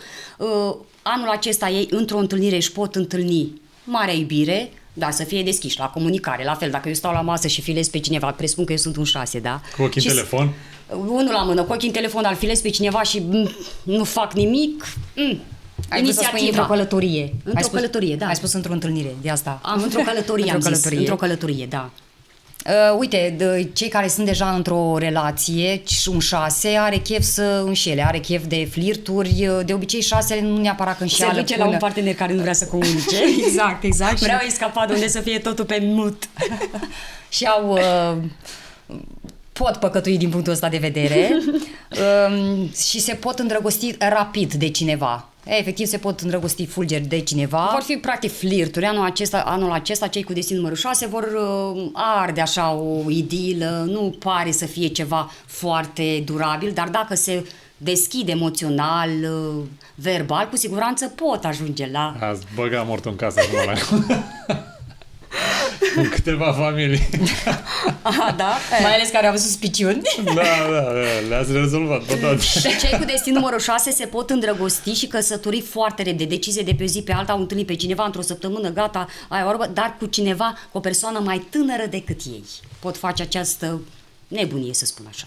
Ai spus lunele cu impact? Am zis, da, spus, pe sănătate, atenție la glicemie, memoria le joacă feste anul acesta, nervozitate și oboseală cronică. Frica de comunicare și frica de a arăta într-adevăr dragostea partenerului și de a nu spune nu, da? Deci un destin numărul 6 nu știe să spună nu și de aici vin chestiile astea. El consideră că dacă face tot ceea ce îl roagă partenerul, este îndeajuns pentru relația de cuplu. Și un 6 mai face un lucru, se responsabilizează, adică și-a o agendă, azi trebuie să fac asta. Îl mai sună vreo 5, nu știu, soția, copilul, partenera, mă rog, și până la urmă, la final de zi ajunge cel certat, dar nu mi-ai făcut aia, dar n-ai făcut cealaltă, pentru că el își ia mai mult decât poate duce. Exact asta face și în iubire. Se îndrăgostește, dar nu poate să spună. Înainte de a trece la cifra numărului 7, voiam să vă spun că partenerii noștri de la Figa au lansat recent Figa Light, iar beneficiile Figa sunt diverse pentru că această băutură conține guarana. Figa conține 12% suc de fructe, iar ingredientul principal este guarana. Are efect tonic și revigorant, ajută la prevenirea oboselii și menține un nivel ridicat de concentrare fizică și psihică. Nu conține coloranți și nici conservanți. Așa că Pentru Figa, sănătate. Și trecem la cifra destinului cu numărul 7. 7. Lucky number 7, cum ar zice americanii, da. Și nu întâmplător ai făcut chestia asta, lucky number 7, da? E un număr care poate... Știi chestia asta, băi, striking, de traduc. Intuiția. Striking. Deodată, efectiv îi vine norocul în dragoste deodată acestui număr 7, dar trebuie să fii atent, pentru că un număr 7, unul la mână, el caută să se îndrăgostească mental. Dacă un 7 găsește un partener care să vorbească câtă lună și stele despre toate. Efectiv l-ai îndrăgostit pe loc, da? Și s-a îndrăgostit pe loc, cel cu numărul 7. El mai întâi să îndrăgostești într-adevăr de mentalul de tău, inteligența de persoanei cu care IQ-ul tău și interacționează. ulterior, pentru că este numărul cercetătorului, este numărul detectivului, Și numărul calității. El vrea calitate în iubire, vrea calitate în familie, vrea efectiv să fie tot ce înseamnă calitate, da? Chiar ne uitam astăzi la o emisiune, o doamnă care vorbea atât de frumos de cafea și cum se făcea înainte și câtă grație și vorbea de calitatea vieții, da? Cum era înainte, chiar dacă se muncea fizic mai mult, totuși aveai mai mult timp pentru familie, calitatea vieții era altfel. Exact asta, un 7 i-ar place cu siguranță să se întoarcă în timp în anii 20 și să trăiască o poveste de dragoste cu acea caleașcă, cu acel prinț, cu acel rege, cu acel cavaler în dreapta lui. De obicei, 7-le, de exemplu, colecționează. Vei găsi în casa lui lucruri vintage, da? Colecționează, nu știu, poate monezi, poate... nu știu, cărți de vizită, un tablouri, ceva din trecut. E legat foarte mult, de exemplu, 7-le de sistemul monarhist, da? Este atras de regi, de regine, de partea asta orice număr regală. 7 se visează prințesă sau prinț, nu știu, undeva, dar mai mult femeile se duc în această energie. Odată ce un 7 găsește calitate într-un partener, devine loial instant. În schimb, cu timpul, dacă partenerul nu este aliniat acelei calități, intervin acele critici. Critică, nerăbdare, dar de ce trebuie să spun de 7 ori, de ce trebuie să-ți repet, nu-l pune pe un 7 să-ți repete. E drama vieții lui. Deci nu-l pune. Odată ți-a zis, dacă știi că nu ții minte, spui, baby, scrie-mi și pune-o pe... Deci ei niciodată nu-și vor lua parteneri proști, urăsc prostia, efectiv, ei sunt foarte inteligenți, ce gândește, nu știu, altcineva de lângă el într-o oră, el 7-le o vede în prima secundă, sunt firi politicoase, sunt firi fine, delicate, firi care... enigmatice, da? E un enigma acolo care te face, băi, hai să descoperi persoana asta, are ceva aparte, are ceva, parcă...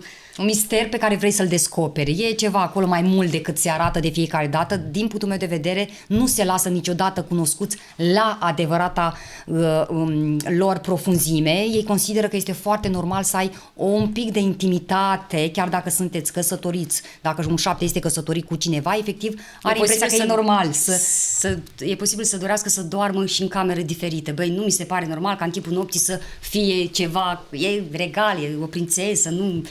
Intimitatea contează foarte mult pentru persoana cu să fie calitativă, să fie acolo ceva un 7, frumos. de exemplu, după 5 ani de căsătorie, un an, 2, 3, este rușine să facă anumite lucruri intime în fața partenerului. Alege tu unul, nu contează. Un 7 vrea să păstreze totuși această inimă și acest mister. Nu, el trebuie să mă vadă doar ca femeie, nu trebuie să vadă și ce se întâmplă până ajung eu în această, nu știu, înfățișare, că mi-a făcut părul, sunt îmbrăcată elegant, etc. Nu, procesul acela îl ține acolo ascuns.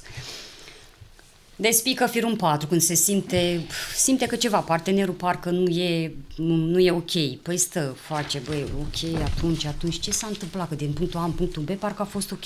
Din B în ce s-o fi întâmplat? Și stă și-și consumă foarte multă energia în a despica acele situații și în a înțelege, pentru că un 7 este logic. Mie trebuie să-mi spui logic de ce, îmi spui mie acum anumite chestii. Ok, eu îți înțeleg punctul tău de vedere, dar explicăm logic de ce am ajuns aici. Ce am făcut eu? Cu ce te-am deranjat? Unde a fost punctul în care s-a pierdut conexiunea? El e de ce, cum, unde, când, nu mai e că atât explicația, nu te pune jos și trebuie să notezi el exact despre ce e vorba. Un 7 este foarte harnic, se dăruiește foarte mult și pe partea asta profesională, asta pentru că nu îi place să depindă de partener și își dorește la fel să aibă o siguranță. De asta un 7 s-ar potrivi foarte bine cu un 4 din punctul ăsta de vedere profesional.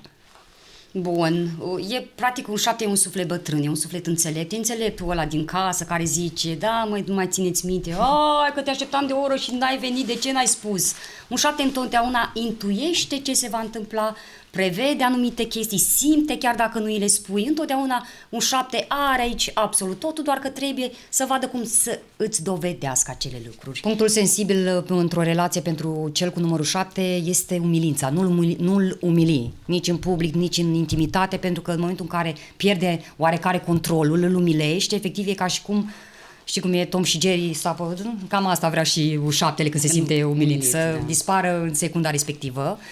Ajunge la o căsătorie fericită destul de târziu, este partenerul cu numărul 7 este cel care caută perfecțiunea într-o relație, caută acea eleganță, acea finețe și poate că mai... Mulți 7, practic, ei trăiesc deja povestea de iubire în cap până să se întâlnească cu acea persoană și e posibil când se întâlnește, dar nu ești așa cum mi-am imaginat eu. Sau chiar și când intră într-o relație e posibil să trăiască acea poveste de iubire altfel decât cum e ea în realitate. Da, să-și o transpună sub o altă formă, într-adevăr. Și o atrage până la urmă. Și corect, o transformă. Corect. Nu-i place să vorbească foarte mult despre el, acest număr de destin 7, în schimb îi place foarte mult să te descoase pe tine, cel care l-a întâlnit, da? Dar unde lucrezi, ce faci, absolut tot. Pentru că la un moment dat e posibil să primească din partea partenerului, dar ești de la SRI, te-a pus cineva să mă descoși, atât de multe întrebări și curiozități, poate avea un destin numărul 7 către partenerul care l-a întâlnit. Compatibilitate poate să aibă cu destinul numărul 3, 4, 7 și 9. Karma lui vine din frica de eșec. Este la fel o persoană, un partener care nu știe să piardă într-o relație. Și frica de respingere. Și frica de respingere, corect. Vârstele cu impact în direcția asta a căsătoriei e vârsta de 16, 25, 34, 43, 52, 61 și 70. Fiind foarte selectiv numărul 7, se poate căsători foarte târziu sau se căsătorește de vreme, divorțează mai târziu și se recăsătorește. Efectiv, caută acea iubire ideală, caută acea iubire perfectă pe care el și-o imaginează. A citit-o în cărți sau a văzut-o în filme. Previziuni pentru numărul 7 în 2024. Pentru cei căsătoriți se poate mări familia printr-un nou membru, nu știu, fie burtica, fie poate un animăluț, ceva, mai vine cineva în casă. Sau în cadrul unui proiect nou, da, care poate reprezenta acel bebe pentru destin numărul 7, se poate îndrăgosti de un coleg, de un partener. Pentru alții poate apărea o împăcare. Alții... Se gândesc, parcă era mai bună la... Alții, de exemplu, cei cu destin 7, discută cu partenerii și întreabă în felul următor: măi, mai am nevoie să știu care mai e statutul meu în relația asta, mă mai iubești, nu mă mai iubești, unde suntem noi? Și în funcție de această discuție, relația poate merge în sus sau... E clar că vorbim despre o energie strict direcționată a anului 2024 pentru 7, strict către căsătorie, către cupluri, către iubire. Familie. Și aici se vor sedimenta foarte multe lucruri. Dacă, de exemplu, un destin numărul 7 a intrat de anul trecut un pic dezechilibrat, trebuie să accelereze o reconexiune cu partenerul, altfel, spre final de an, mai ales în septembrie, se pot lua decizii radicale, care, practic, sunt analizate foarte mult în martie, aprilie, iulie, august și noiembrie. Iar din punct de vedere a sănătății, grijă la probleme respiratorii, hormonale, varice și partea de orele. Și ajungem și trecem la cifra destinului numărul 8. Destinul numărul 8. Ei sunt acaparatorii, posesivi, cei care își doresc puterea, pentru că ei, într-adevăr, emană o putere din toate punctele de vedere. Ei, în momentul în care intră într-o relație, sunt loiali, se dedică întru totul, dar odată ce iubesc cu adevărat, într-adevăr pot deveni geloși, posesivi, cei care... Agresivi. Violenți, chiar fizic. Exact, chiar și violenți, pot pica în capcana asta să creeze o dependență de ei, sau nu dependență, mai degrabă ești a mea. N-are voie nimeni să se uite măcar la tine, da? Deci deja devine o chestie prea obsesivă și prea limitativă. Corect. Te rog. Au un magnetism puternic. Dacă într-adevăr ei sunt pe frecvența pozitivă, sunt la fel, au trecut și ei prin acea călătorie de eliminare karmă, vindecare karmă, pentru că ei, fiind 8, înseamnă energie karmică. În 2024, la fel, cu siguranță vor avea întâmplări ciudate, karmice. Există și o memorie karmică a sufletului și deodată, în lunile în care, în funcție de profilul tău numerologic, vine karma respectivă peste tine, efectiv, iei decizii radicale în iubire de pe o zi pe alta și spui, măi, parcă am mai trăit chestia asta, nu știu, ceva mi se întâmplă, nu mă simt ok, Parcă am trecut dintr-o dimensiune în altă dimensiune. Optul anul acesta poate trece efectiv la o trezire spirituală printr-o iubire extraordinar de înaltă. El se conectează foarte mult la energia asta a colectivității, da? România, de exemplu, are energie karmică. Dacă calculăm România, ajungem la 8 plus 2024, 8 plus numărul destin 8. Dacă mai ești într-un an personal 8, închipuieți ce e acolo. Dacă mai e pe nume 8. Dar printr-o iubire el poate ajunge la o frecvență spirituală extraordinar de înaltă. Ei de obicei, să știi, uite, 8-ul, găsim foarte mulți de 8 ca fiind preoți, măicuțe, pentru că ei sunt cei ai infinitului, dacă trec, bineînțeles, pentru că ei lecția, iubirea în viața lor o privesc ca pe o afacere. Un destin numărul 8 e posibil să sune la finanțe, să spună are ceva pe numele lui că a doua oară mă văd, dacă iubirea nu. pentru el înseamnă trofeu, îmi iau o femeie sau un bărbat care să reprezinte. și investesc în el, îi retușez nasul, îi retușez urechile, mă rog. Îi cumpăr cele mai bune Scumpe haine în care să scrie ceva, adică să... Își ia practic o etichetă. O declarație de putere. Și el se împroprietărește cu... Corect. Își ia un obiect practic la nivel energetic negativ. În cazul, cum a spus Adina mai devreme, dacă ne-am dus un pic și am evoluat spiritual, e clar că ne conectăm sub o altă formă. Aici, ca și la 6, există o legătură extraordinar de mare între putere, iubire și bani. În cazul în care ai păcălit, de exemplu, cei cu destin numărul 8, sunt foarte multe persoane care poate au păcălit, au inventat istorii și au obținut bani de la parteneri în trecut care nu, mă rog, prin minciună sau prin alte chestii, pot pierde anul acesta acele sume de bani. Optul, practic, în această viață, vin cu karma asta, vei afla mai târziu în viață că, de fapt, nu banul este totul în viață, ci prin iubire poți atrage mai mulți bani. Ei sunt fug atât de mult după partea asta financiară, le pot veni destul de des lor, fiind de energie infinită, au oportunități infinite. Sunt foarte mulți de 8 care, dacă nu sunt bine în relație, pierd și afaceri. Asta fac. Dacă nu sunt bine în afacere, pierd. Iar anul acesta fiind karmic, pot atrage parteneri karmici care pot sărăci, da? Ca să-și plătească efectiv karma financiară. De asta e foarte bine cei cu 8 care știu că, nu știu, poate în trecut au mințit pe cineva și au cerut o sumă de bani. Să încerce să dea măcar, nu știu, de pomană. Ceva. Corect. Ca să-și... Dar dacă să nu spună, vine atunci când o da, să spună că numele, mă rog, sunt niște remedii, datoria karmică, în fine, e un ritual mai... Bine, asta să facem toți, până la urmă. E un ritual mai... Ei, dacă te știi că ai păcătuit, eu nu am păcălit pe nimeni în viață. Nu, de păi, toți care au păcătuit, eu știu care au păcălit, de fapt. Poate m-am păcălit pe mine în viață, trebuie să-mi dau mie. E bună și asta, schimb din buzunarul din stânga în buzunarul din dreapta.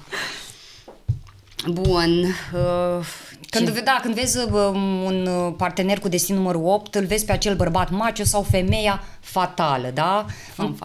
Femme fatale, exact. Ei vor ajunge în viață să își dea seama că nu banii reprezintă totul. Compatibilitatea este vor fi cu cei cu destin cu numărul 2, 6 și 8. 2 poate fi supus și îl pune acolo ca un bebelou. 6 la fel nu comunică, deci nu-l deranjează, iar 8 pot crește împreună. De asta un destin numărul 8 în iubire trebuie să fie atent la toate relațiile pe care le are, pentru că 90% din acele relații sunt karmice și vin pentru a-l învăța ceva.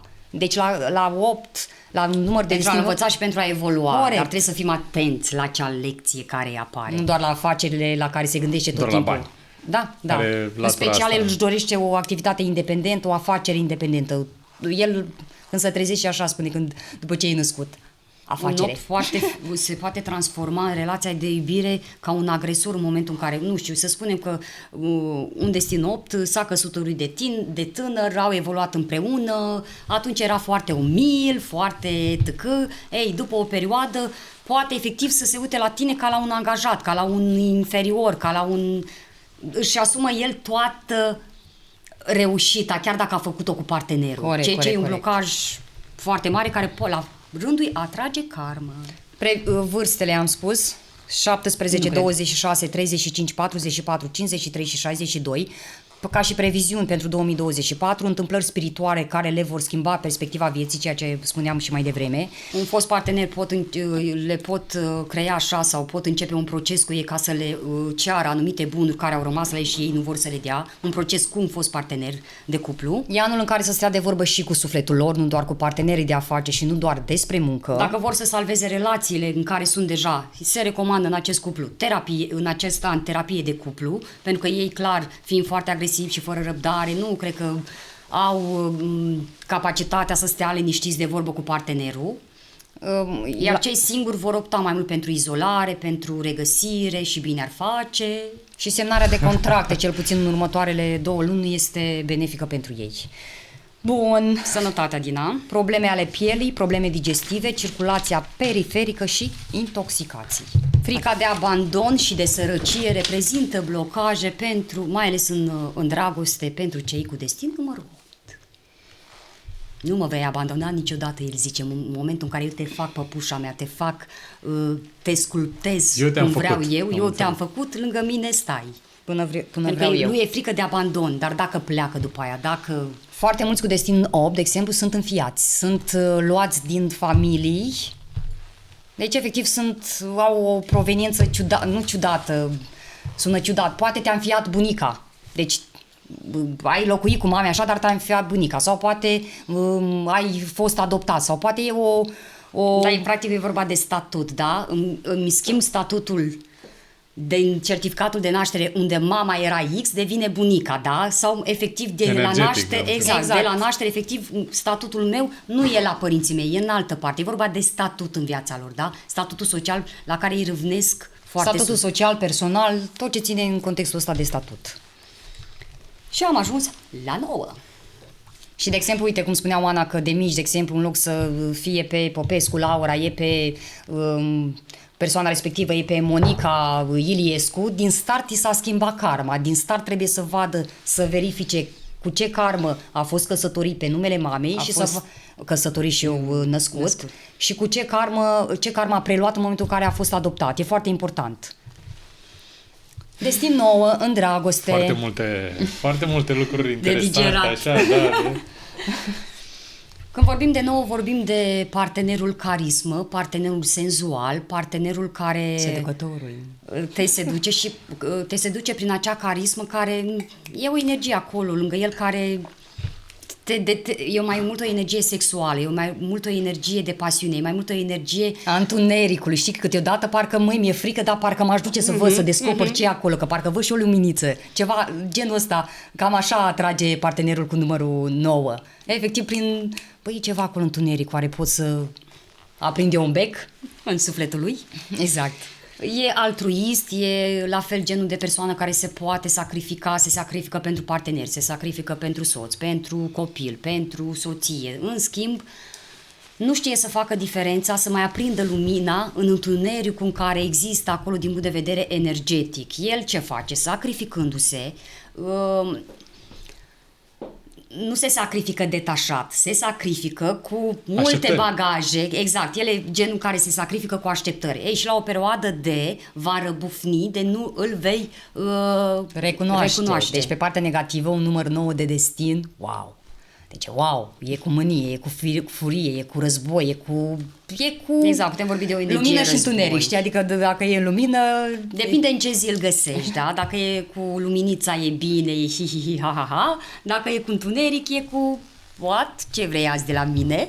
Uite, de exemplu, un destin cu numărul 9 nu va uita și nu va ierta niciodată partenerul care l-a părăsit sau care a cerut divorțul. Și ce face? Nu-l uită, nu-l iartă, dar totuși îl mai așteaptă vreo câțiva ani, că poate revine. Atât de mult trăiește în trecut, atât de mult își dorește să nu piardă ce a avut. Întotdeauna se întoarce când vine vorba de iubire și spune, măi, dacă făceam asta, măi, poate puteam să salvez, măi, poate. Și întotdeauna, în loc să trăiască în prezent, trăiește fie în trecut, fie dacă nu în viitor, da, las, o să găsesc eu pe cineva care o să așa, dar nu, lasă-l că se desparte și vine la mine înapoi. Da, asta e prima variantă la care se gândește un destin cu numărul 9. Intră foarte greu în relații, iese mai greu din relații, adună toxicitate prin acea lipsă, prin acel sacrificiu dus la extreme. Efectiv, se poate sacrifica până, nu știu, la modul fizic, să aibă probleme de sănătate, să aibă... Dar sacrificiul ăsta vine practic, e cel mai lenos număr din numerologie cu privire la dragoste, da? Adică te iubește de așa, dar parcă n-ar face nimic. E, băi, suntem aici? Gata, suntem bine, nu? Adică e o pasivitate din asta, crede că dacă s-a semnat sau dacă suntem și locuim împreună, deja nu mai trebuie nimic. El, într-adevăr, vine cu o energie a celor 8 numere din spate, are câte puțin din toate și efectiv simte oboseală. Un număr nou de destin se va crede ghinionist și în iubire și în relația cu ceilalți și în muncă. Va spune tot timpul, mamă, dar cât mai chinui, oare cât mai duc, cât mai...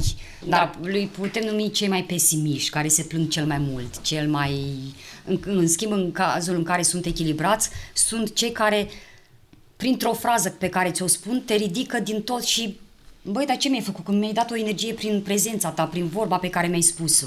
Printr-o relație și o iubire autentică și adevărată, ei pot atrage faima. Efectiv, ei sunt predestinați faimei, sunt predestinați unor lucruri mărețe, sunt predestinați să fie în fața unui public sub o formă sau alta. Cum sunt și numerele de destin, de exemplu, 2, 4 și 6, mă refer la cele mai istre, 11, 22 și 33. Ei au o misiune mult mai importantă, există misiunea materială, există misiunea spirituală. La ei e obligatoriu partea asta spirituală să înțeleagă că ei sunt mici Dumnezei printre noi. Dar își înăbușesc atât de mult această chemare. Da, pentru că pun în rezistență practica acelui as din mânică care înseamnă spiritualitate. Adică puțini cei cu numărul 11, 22 și 33 îi vei vedea într-adevăr aliniați cu această spiritualitate. Sunt prea raționali, da? Există spitale de psihiatrie în care, în momentul în care, din punct de vedere psihiatric, nu ești ok, mergi și te internezi acolo, da? 99% dintre acei pacienți au numerele de destin 11, 22 și 33.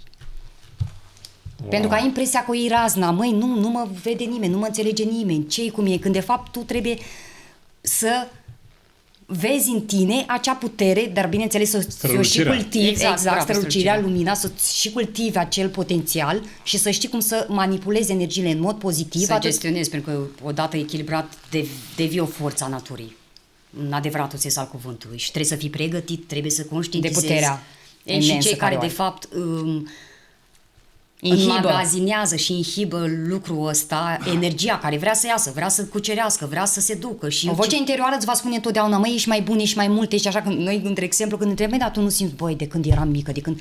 Și efectiv, foarte mulți 11, 22 și 33, nu există unul dintre ei care să nu treacă prin experiențe spirituale. Dacă au avut un accident, efectiv, scapă, nevătămați, deși mașina e zob.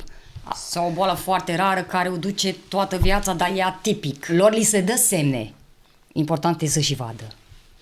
Și de acolo, de fapt, pornește puterea lor. Ce frumos. Bun, cei cu destin nouă pot face la fel căsătorii din impuls, da? Hai. Din furie, din impuls, dintr-o furie frumoasă, mă refer a dragostei. Ai spus, Adina, că se desprind foarte greu de partener, pot duce o relație toxică foarte multă vreme, dar se distrug ei sufletește, e clar. Nou, într-adevăr, îi trebuie un partener care să-l stimuleze sub o formă sau alta și să-l înțeleagă și pe el mental, pentru că și el lucrează mai mult cu energia corectă a intelectului, a capului. De asta compatibilitatea poate fi cu 4, 7 sau 9. Telepatic, practic, el se poate conecta foarte bine cu un partener. Telepatic îi înțelege tot ceea ce vrea, visele, el poate visa, de exemplu, partenerul înainte să apară, el poate visa o despărțire, poate avea vise premonitorii, mai ales în acest spectru al iubirii, da. Bineînțeles, dacă e echilibrat, pregătit. Vârstele pentru cei cu destin numărul 9, 18, 27, 36, 45, 54, 63 și 72, așa cum v-am spus și la celelalte, sunt vârste în care își pot întâlni marea iubire, se pot reconecta cu partenerul și tot așa, da? Lucrurile pozitive, benefice, lucrurile wow din viață. Exact. Sau în acești ani pot trece iubirea pe lângă ei, sufletul pereche, pentru că ei sunt atenți, focusați în altă parte. De asta fiecare dintre noi, de fapt, avem câte un an Iubirii, destinat.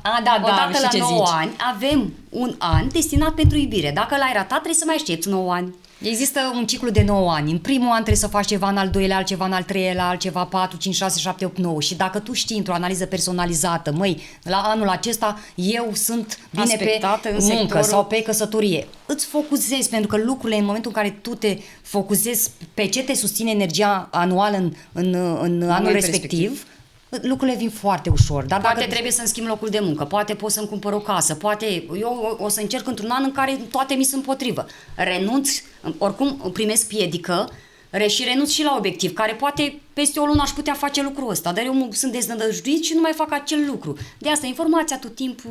Pentru că e dacă în foarte un important. an de cheie, un an de aur, un an 1 personal, tu stai și încă mai plângi după fosta iubire, s-au dus toți 10 ani. toți 9 ani în continuare. Într-un an cheie trebuie Benefic, să știi da. ce Corect. să faci. Exact. Trebuie să fii detașat și să fii pe pozitiv și să informat, lași să știi- trecutul în spate. Și să știi că în anul ăla, băi, mi se deschid foarte multe oportunități. Trebuie să acționez. Bun, în 2024, pentru cei cu destin numărul 8, lunile ianuarie, martie, aprilie, iulie 9, și... numărul 9. 9, scuze.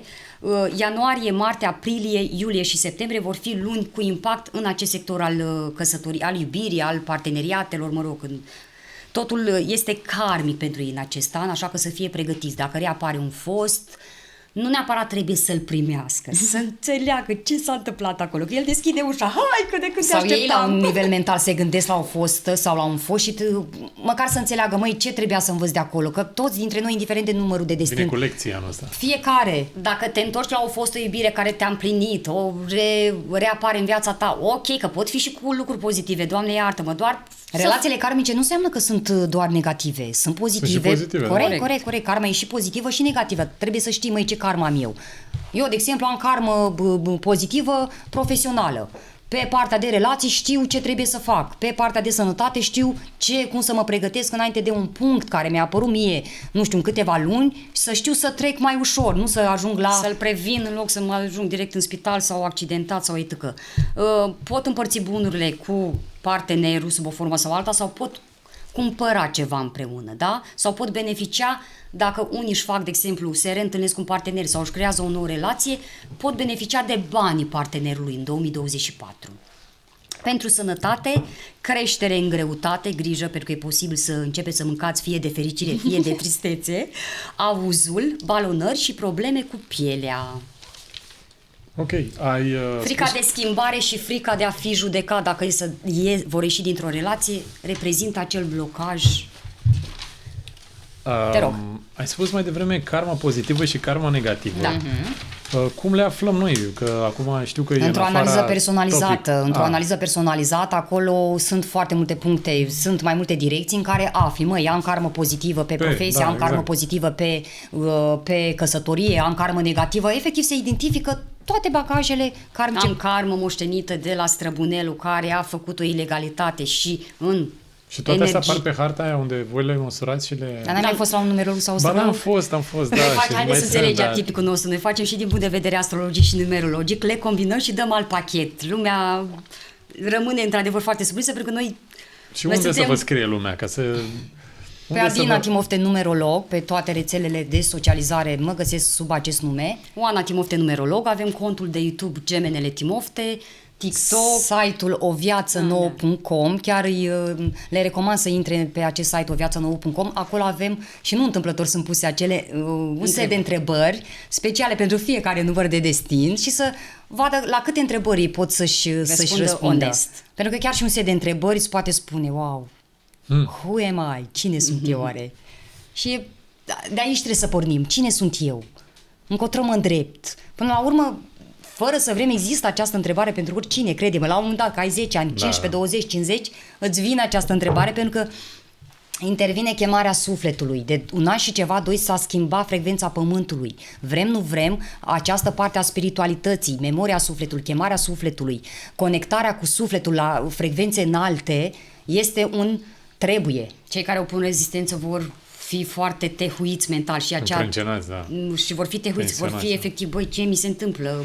Nu știu dacă ai sesizat în ultima perioadă de vreo câteva luni, efectiv auzi cum lumea, băi, parcă nu mă mai simt ok, nu mai... Depresie, stare de pe o zi pe alta schimbătoare, nu mai știu. E un haos mental, fizic, emoțional și parcă nu mai vezi binele din fața ta. De asta, pentru că au venit, sunt foarte cu schimbarea frecvenței Pământului, cu tranzitele și aspectele care vin, cu Saturnul din Marte de anul trecut, cu Pluto, cu Jupiterul, cu Mercurul retrograd.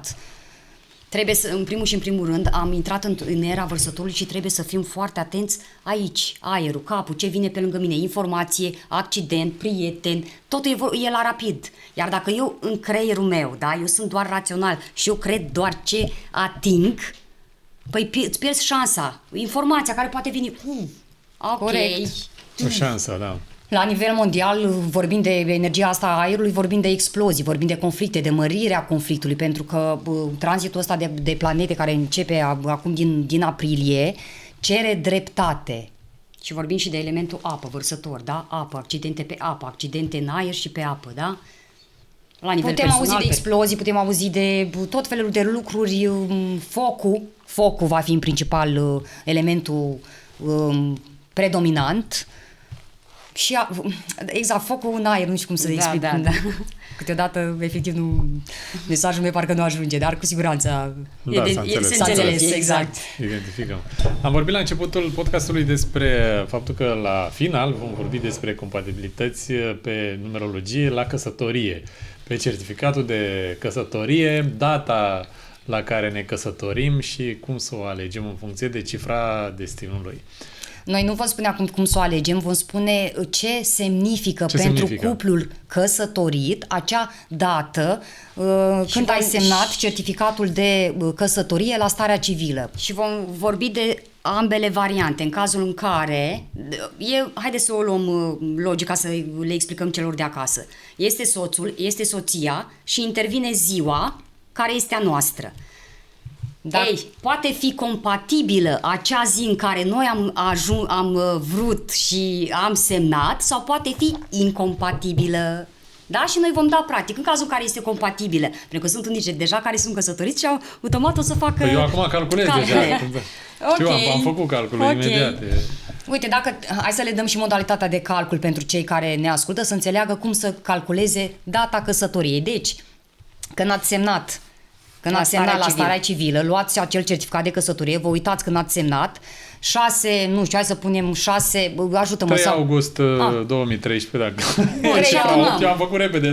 3 plus 8 plus 2 plus 1 plus 3, da? Da, și la 8. Fel vom aduna până ajungem la un rezultat cu o cifră.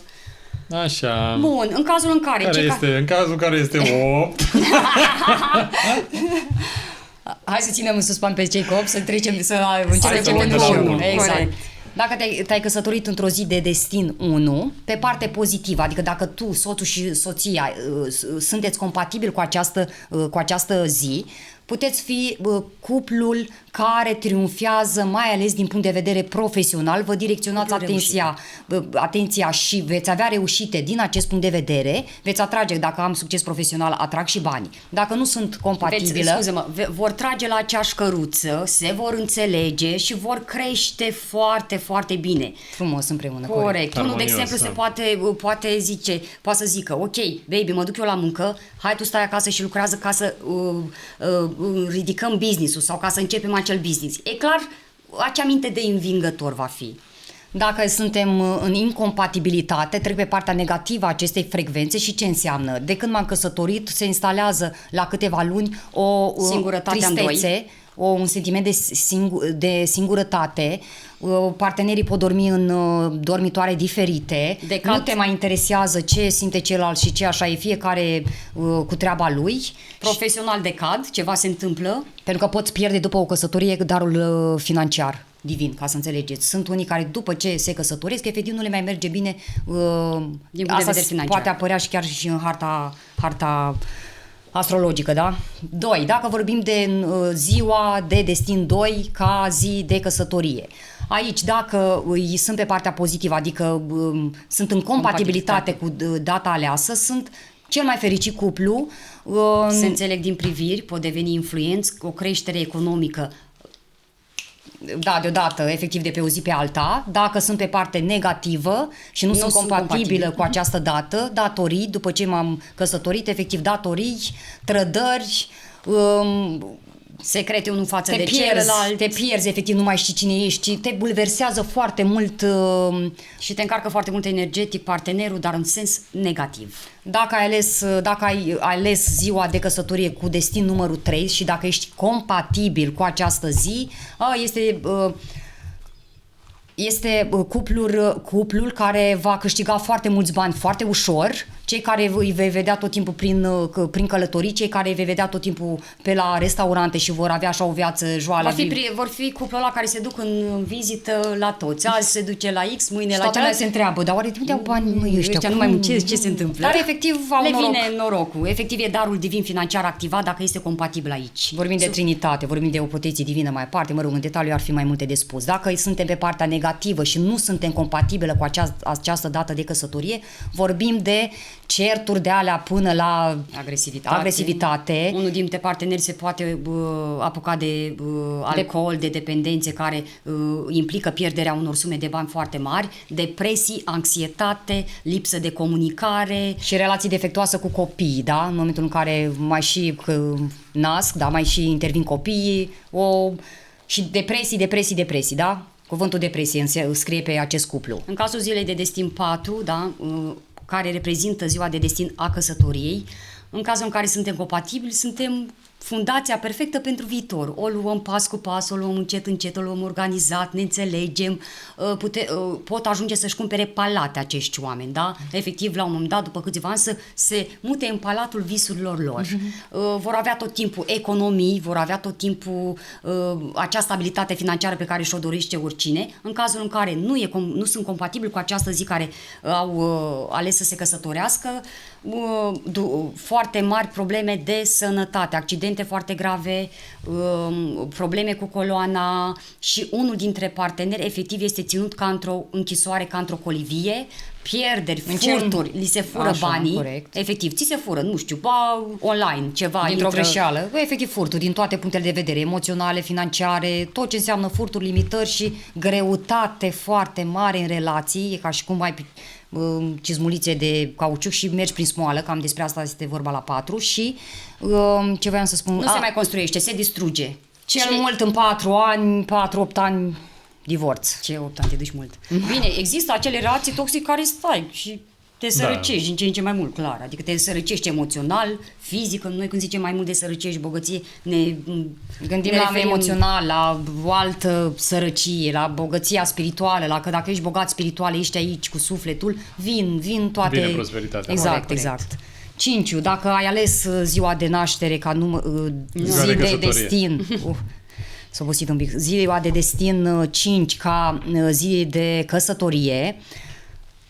Pe partea pozitivă vin bani la greu. Deci mai ales din speculații, ceva. Din negocieri. Măi, baby, uite, ce zici de aia? Băi, dar merge bine. Cum ai zis și Adina, dar dintr-o călătorie poți întâlni pe cineva sau ți se poate oferi un job sau o idee de business. Cert că există evoluție foarte rapidă. Oportunități divine, efectiv, oportunități divine, e ca și cum se uită unul altul și spune, oare ce-am făcut de merităm asta? Am mâncat când eram mic.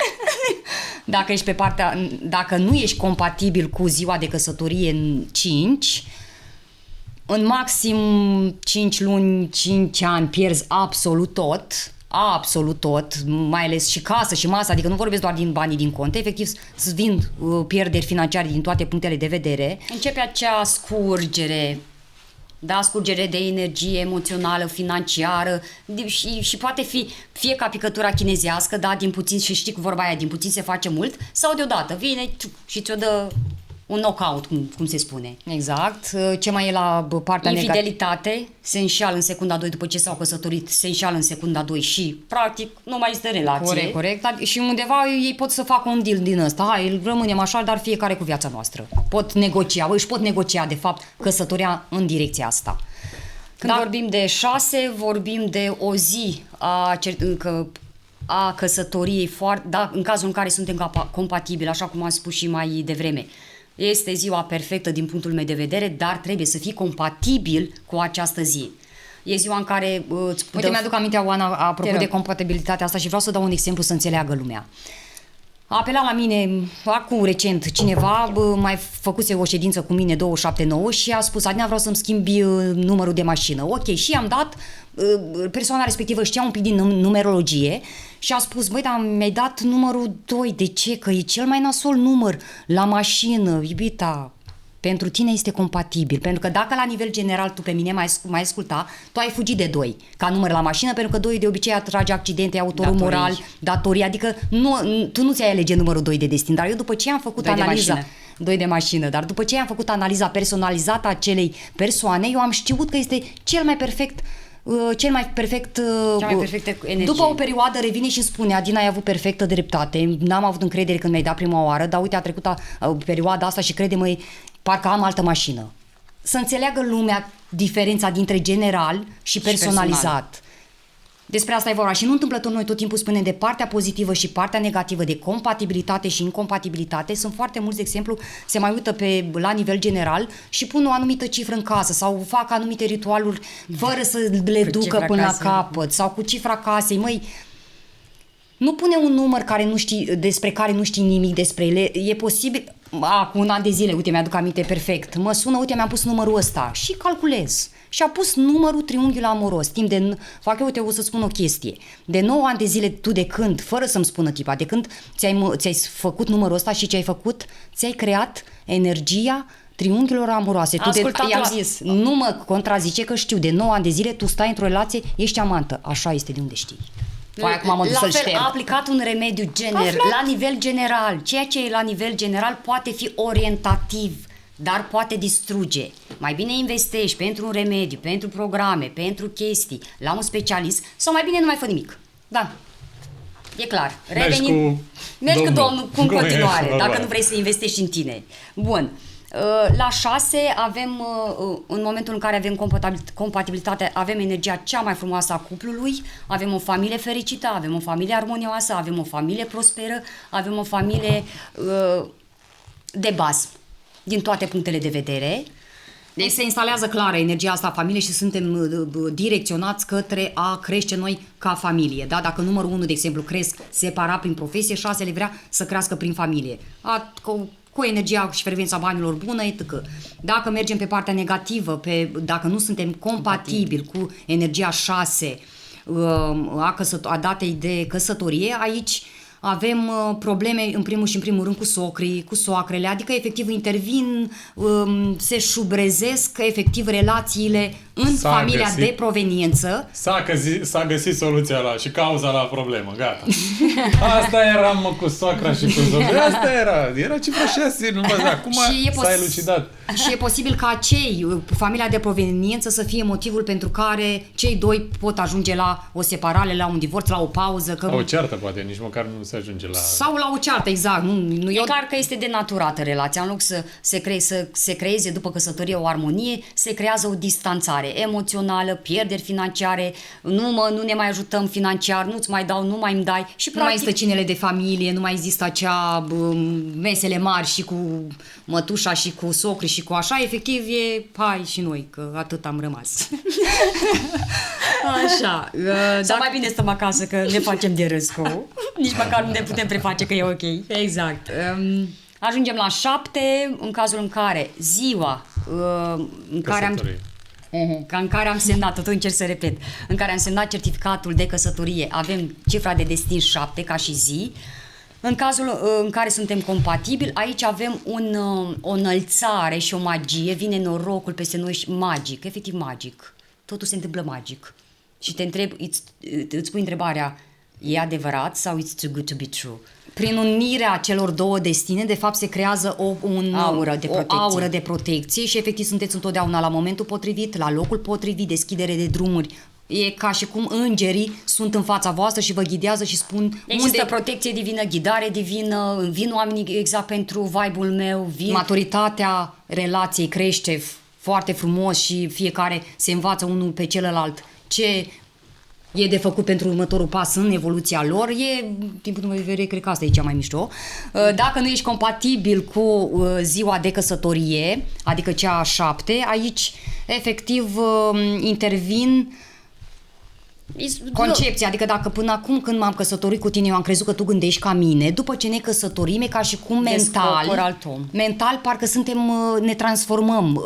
Avem deodată viziuni diferite, avem deodată direcții diferite. Băi, dar n-am vorbit până acum, dar m-am răzgândit, totul devine incert, insipid, incolor, nu... Devin zgârciți unul cu altul, devin efectiv, de ce să-i dau cu uite până gândește? Nu.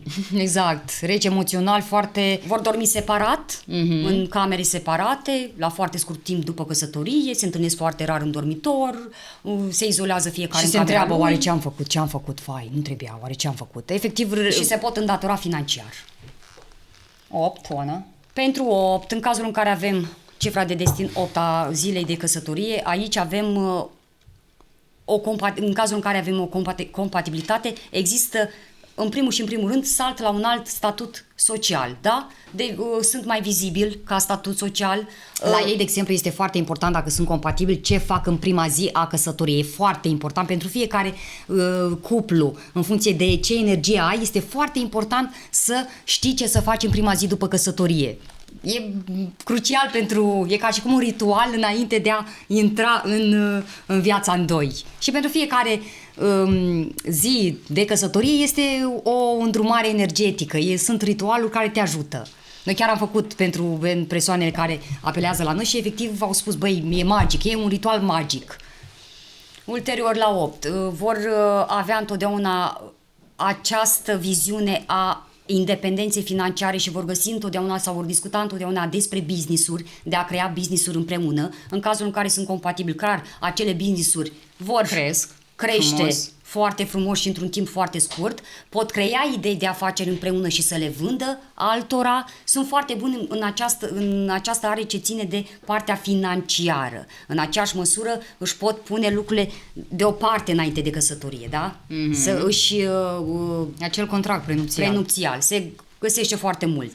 În cazul în care nu suntem compatibili, automat există pierderi financiare în secunda 2, datorii ale partenerului de care nu știam și spui, baby, uite. Dar nu mi-ai zis că ai creditul ăsta de... Dar nu mi-ai zis, de ce nu mi-ai zis? Poate nu te mai lua de femei. Totuși.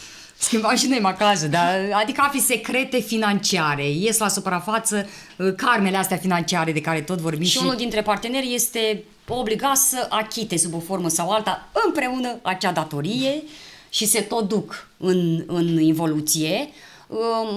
Nu se aliniază din punct de vedere al evoluției mentale și spirituale, unul e în stânga, altul e în dreapta, unul progresează, se duce, evoluează, altul rămâne pe același job, altul rămâne pe aceeași chestie. Pentru că în momentul în care vorbim de o energie infinită și merg pe incompatibilitate, adică eu intru în energia asta infinită cu incompatibilitate, acea energie infinită nu face decât să mărească, să amplifice, corect. Adică gândește-te la amplificatorul din toate punctele de vedere. Pe sănătate, la fel, poți avea partea asta de operații pentru destinul ăsta cu zi de 8 de căsătorie. 9, Oana. Mai zici și tu că nu. Dacă vorbim de ziua de căsătorie 9, dacă ești în compatibilitate cu această cifră 9, reușești să devii un cuplu care își va îndrepta atenția către a salva pisicile, câinii. Și pot face bani în această arie, într-adevăr. Te duci către partea asta de ONG-uri, efectiv te înalți, exact, și te înalți la un alt nivel de conștiință când vorbim de 9. Dacă nu ești compatibil cu ziua de căsătorie 9, aici efectiv te ține într-o... Devii gică contra pe românește, devii un pusnic acolo, închis, stai la colț, nu mai vezi decât întuneric, lumina nu mai există nicăieri, ce am făcut, de ce m-am căsătorit, ce se întâmplă, dar parcă m-am căsătorit cu alt om, vreau să-mi cumpăr o mașină, hai soțule, hai soațo, să ne cumpărăm o mașină, trec 9 ani, 9 luni, băi, nu iese nimic, totul e foarte întârziat. Și cu acestea fiind spuse, să vă fie de folos, lumină, binecuvântare, iubire și Doamne ajută! Da, ce frumos, în sincron, cadou, gemene frumos. Vă mulțumesc foarte mult Cu mare drag. Sunteți minunate. Mulțumim. Chiar am aflat câte ceva, s-a mai aprins câte un beculeț acolo unde...